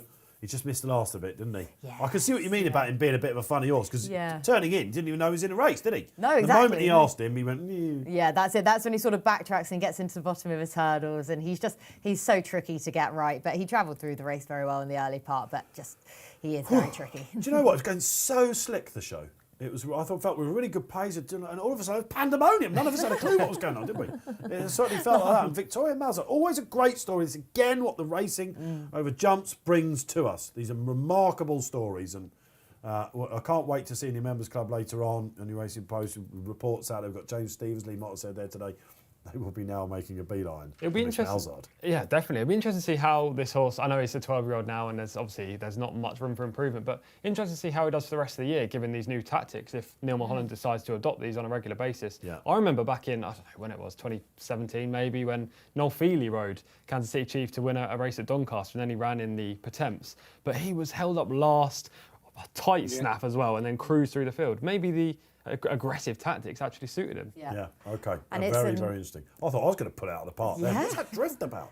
Weird. Interestingly, it's owned by a syndicate called the Jersey Friends. I wonder does Victoria Malzard, do her people have anything to do with that? Well, you would think so, Barry, wouldn't you? They've probably known that they've got a little jewel in the crown from over there. And I tell you what, I think Batch is just the sort of stool pigeon, isn't he? Do you know what I mean? He's the red herring. Maybe Neil Mulholland has runners at the track in Jersey, doesn't he, all the time? Yeah. Les Lalonde or whatever it's called. We've had it all from Batch on this show, trust me. Maybe that was the original plan, but he's actually come up trumps today. We've had it all. Champion-winning jockey, of course, Matty Batch. Yeah, he's coming back next month. Don't you worry about that. We've got some great talent coming on the show lined up. We're really happy about that. One more race to go then. Yes. Bye-bye Cheltenham for today. What fun it has been. What was your highlights? You've got a little bit of time. 4:20 is coming up. It is a 5-furlong sprint at Donny. Some really well-fancied horses in there that we'll get to, Barry Orr, after you tell us your pick. Yeah, so Boundless Power is your favourite and has been all day. Currently 5.76 Dakota Gold. There was money for that earlier. Lahore, that was really well punted in the last 24 hours. Just sliding out to 12.5 now. Zargon is 11.5, 10.5 Illusionist. I fancy Dakota Gold on it in the race. He's an old horse of mine. He won the Betfair Wentworth Stakes over 6 furlongs last November on soft ground off 111. He was third to Tis Marvellous in the Royce over 5 furlongs. Minzal gave that form a boost last week in the Champion Sprint in Ascot as well. He's got a great record in September and October. This is his time of year. He's a 7-year-old now, I know that, but he's off 104 here. And obviously he's carrying top weight, but I'm going to back him. I think he's a win bet, and we're going to have 50 quid win on him to finish in a high note for the charity, please, Tom. Again, happy to be a price taker here. He's 6.0, which is 5-1. Happy to take that. Now, there is plenty of pace here, it has to be said, and he does like to be up with it, but doesn't have to make it. And 5 furlongs, while he's won over it, he's probably a little bit better over 6, but a really fast 5 furlongs should suit him. It's his time of year and he's getting his ground as well. I'd agree with that, Barry, and I think someone else out there might agree with you as well. Let's have a look at the socials. This is where it's going to be completely contradictory. Paul Bakewell comes on and says, I'm hoping to go to Cole. Comes good at last as well. It's just a matter of time. Yeah, he definitely deserves to get one. Be surprised if he didn't. Course and distance winner. Top 4 in the betting, all drawn in single figures here. It's a 5-furlong burn-up in the last at Doncaster. You've got around about 3 or 4 minutes. TC, I'm going to let you go next because you really strongly fancy one here, as does Kills. You're agreeing on? Lahore, yes. I think Tony Calvin also put up in the in his Betfair column that he this was missed last time by a lot of people, wasn't it, at York, until you look back. If you were watching the race... Flew home. Absolutely flew home and a massive eye catcher on soft ground. Needs testing conditions. Gets it today at Doncaster. Loves Donny. Yeah, loves Doncaster. I think finished 6th in the Lincoln or something like that. Anyway, back in the day. I think he's 4 runs. He's won 3 times, hasn't he? Something like Yes. that. I was looking at him closely. Something put me off him. I'll tell you that in a sec. I like. Is it going to be the draw? Because I It like is the draw. But I like the draw in still one. Now I'll tell you why. Because he's a hold-up performer. So he's going to, the aim immediately out of the stalls by PJ McDonald will be to get in behind traffic. He's going to basically move to the middle of the track. Then he's going to choose which way he goes. I highly doubt he's going to go left to challenge him towards that far rail. I think the stall is fine. You don't want him going left. No, you don't. But I'd rather be drawn 1 than drawn, I don't know, 15. You don't want to be against his stand side rail either. And he's just well handicapped now. They're for going to market come at up 90. the middle, aren't they, guys? Yeah, I think we can definitely. say that. The one thing you've got in your favour is, is Barry's horse will hopefully go and try and kick on with it. There's obviously going to be a few front runners in here. Zargan on the near side, horse that Loads of pace. Been all over the place, Zargan, hasn't he? But he saw off Sunday Sovereign in the Catterick Dash last time they met. That was just a week ago. I like Sunday Sovereign in this, actually. I'm surprised he's as big a price as he is. Soft ground, absolutely fine. He's drawn in 4, so I'm being a bit funny about it, but it's when you're drawn on the wing, I don't like it. I think for a hold-up horse, it's okay because you're going to find cover, aren't you? If you're a horse that wants to go forward, then maybe not. A couple of our viewers out there said Indian Sounds as well. You cannot knock him out under Ben Robinson, whose name was mentioned a few times on this show last week. What did he ride? Tashkent or whatever in the stayers race. Didn't he, Yeah, Kate? ran an Who do you absolute like blinder. in the last? Yeah, really, really tricky. This so a perfect finisher, isn't it, this race? But as we've all touched on, I mean, there is an abundant amount of pace in this race. You have El Astronaute here in stall 5, Zargan in 15, Copper Knight in 12, Zim Baby in 10, Dakota Gold also likely to force a pace as well in 6. So with the pace that's on in this race and with the testing conditions at Doncaster, for all that we didn't see that in our last race at Doncaster with Flaming Rib, I do think that this race will probably go to a hold-up performer. So that is exactly what I was looking for here, and that's exactly why I'm siding with Illusionist. Lahore, I did think was the biggest danger in this, admittedly, but Illusionist, because the race that he ran last time out at York was really quite something. The way that he came from behind there and still managed to pull out a win by a neck over Zargan, I thought was seriously impressive. And he just looks like a horse that should be should have far more to come from him. He has so much in his favour as well. Should be marked up for that effort, if anything. So I think he can defy this £5 rise.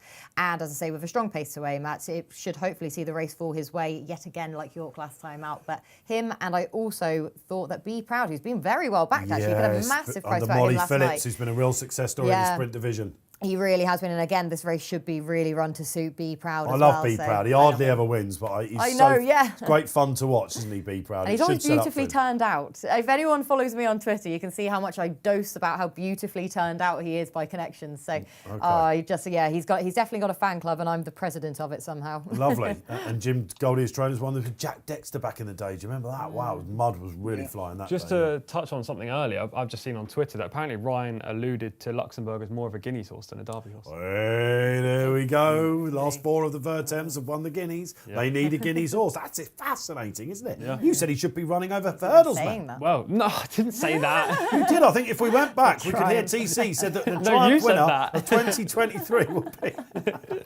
The ledger you were looking for, Dave Orton. Wasn't it? No price for the ledger. He could still be a ledger horse. I think he could. That could be the classic, couldn't it? That's for sure. But listen, a Guineas horse. There you go. Was he 8-1 on the sportsbook, Barry, for that? Yeah, he was 6 from 8.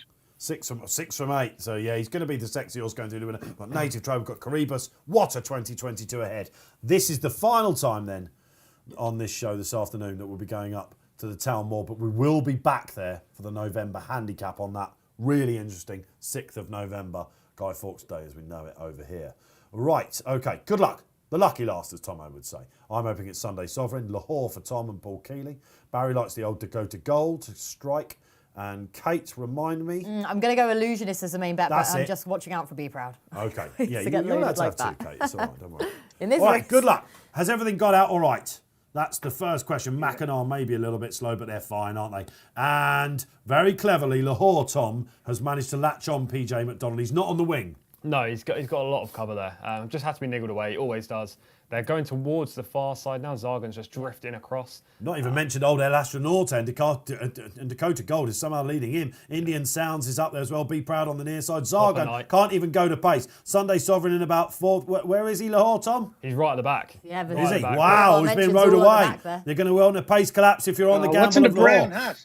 What's this in the brown hat? That's Boundless Power. Yeah. Coming through, I think, isn't Goodness it? me. Boundless Power. Absolutely a favourite. Who's on Yeah. Boundless Power? Ross Orion, Ross the man. Orion. Absolutely talented. Yeah, looks like he's got it, doesn't it? This is awesome. Come on, Dakota, can you do it? Boundless Power, my goodness, like Archibald coming on the scene last at Cheltenham on the bridle. Ooh. Copper Knight, he's had a great season. Could he see him off the Copper two Knight. going No clear? way. What a legend. It's going to be very close on the line. Oh, no, is he not going to get there?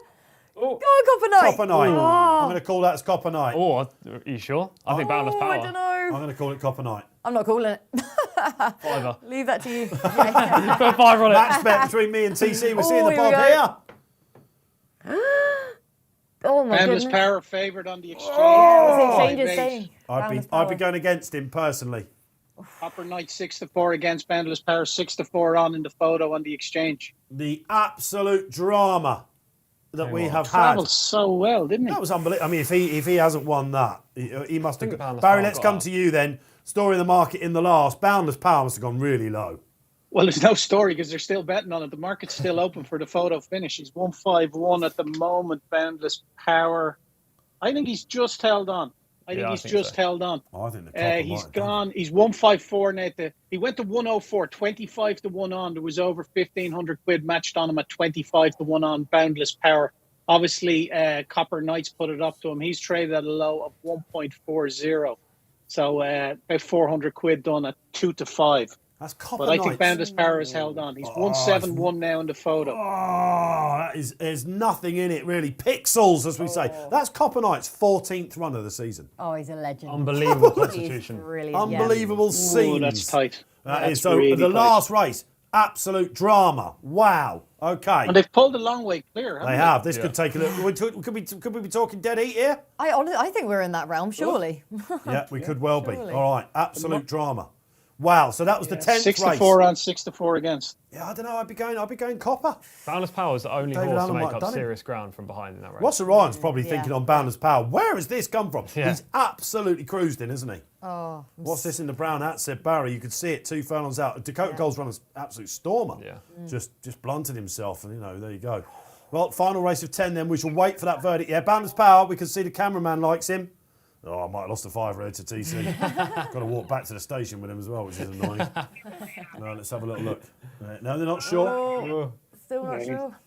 Have they The got longer it takes in this day and age, it's dead heat is becoming Exactly. a favourite, isn't it? Now, Yeah. the person that usually comes in my ear and tells me this has been a dead heat, you won't believe this. You often hear me saying it. His senior producer, Rob Lee, it's his last show here today. Would you believe it? 2 years. The person pretty much responsible for putting up with me in all that time and under my tutelage has managed to take us to the next level. It's Rob's last show, the Millwall boy. Rob, why don't you come in quickly? And all our viewers will want to see the face. Where is he? Come on, let's get Rob in. Instead of telling me in my ear, he's saying no. Come on, Rob, absolutely. They want to clip this up and everything. He's absolutely shaking his head. Come on, Rob, in you come. You can do it.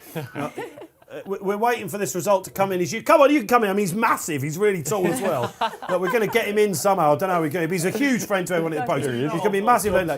Come on, here he is. Look, where are you? There he is. There you go. You often see him running across. Here he is. Here he goes. Let's have a look. There he is. Hey, he's the last one. This is last one. We're getting rid of him finally. Unbelievable. In all seriousness, without Rob, this show wouldn't have made it as far as it has. And I can say that he's going to Sky. He's going to be one of the producers there, and they're going to go to the next level because of him as well. We'll miss him terribly, but we are going to upgrade. Don't worry.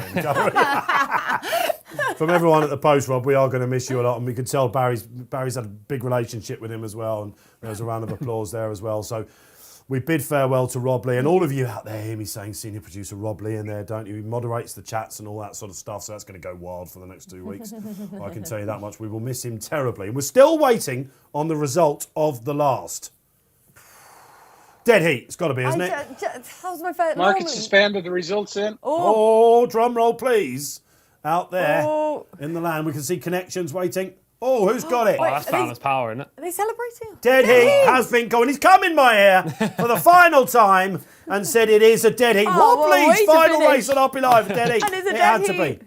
All right, great stuff. Barry, that was exciting. It's been a great day. When are you next back, Barry? Because I know you're going to be coming out on track. November is a big month for Betfair. Yeah, November's a big month for us. Obviously, we've the Betfair Chase on the 20th, followed by the Betfair Fighting 5th, and then we're into December when we have the Betfair Tyndall Creek as well. Yeah, so I'll be at those meetings. But I think I'm back next week. Thanks, Tom, for looking after Betfair, and thanks, Kate, to you as well. And see you all next week. Thank you very much, Barry. A couple of big winners as usual. Absolutely sterling stuff. Took some getting Kate. Tracey, second week in a row. It's been brilliant to have you back, Kate. The viewers love you. When are you seeing us next? I have no idea, actually. So it's usually Rob Lee that books you at the last minute, isn't it? Yeah, so and he's leaving now, probably come down to me now. Great to have Tom Collins back alongside Kate Tracey. Great fun. Yeah, it's been good fun. Hopefully back with some more winners in a few weeks. Just one US tip. It's quick return in the 704 at Keeneland. There are 3 tips on the website, but that's the NAP, quick return 704 at Keeneland. You see that on the members club. All right then, from myself, Dave Orton, it's been absolute fun. Took some getting, but let's hope you enjoyed it. We'll see you next week without fail.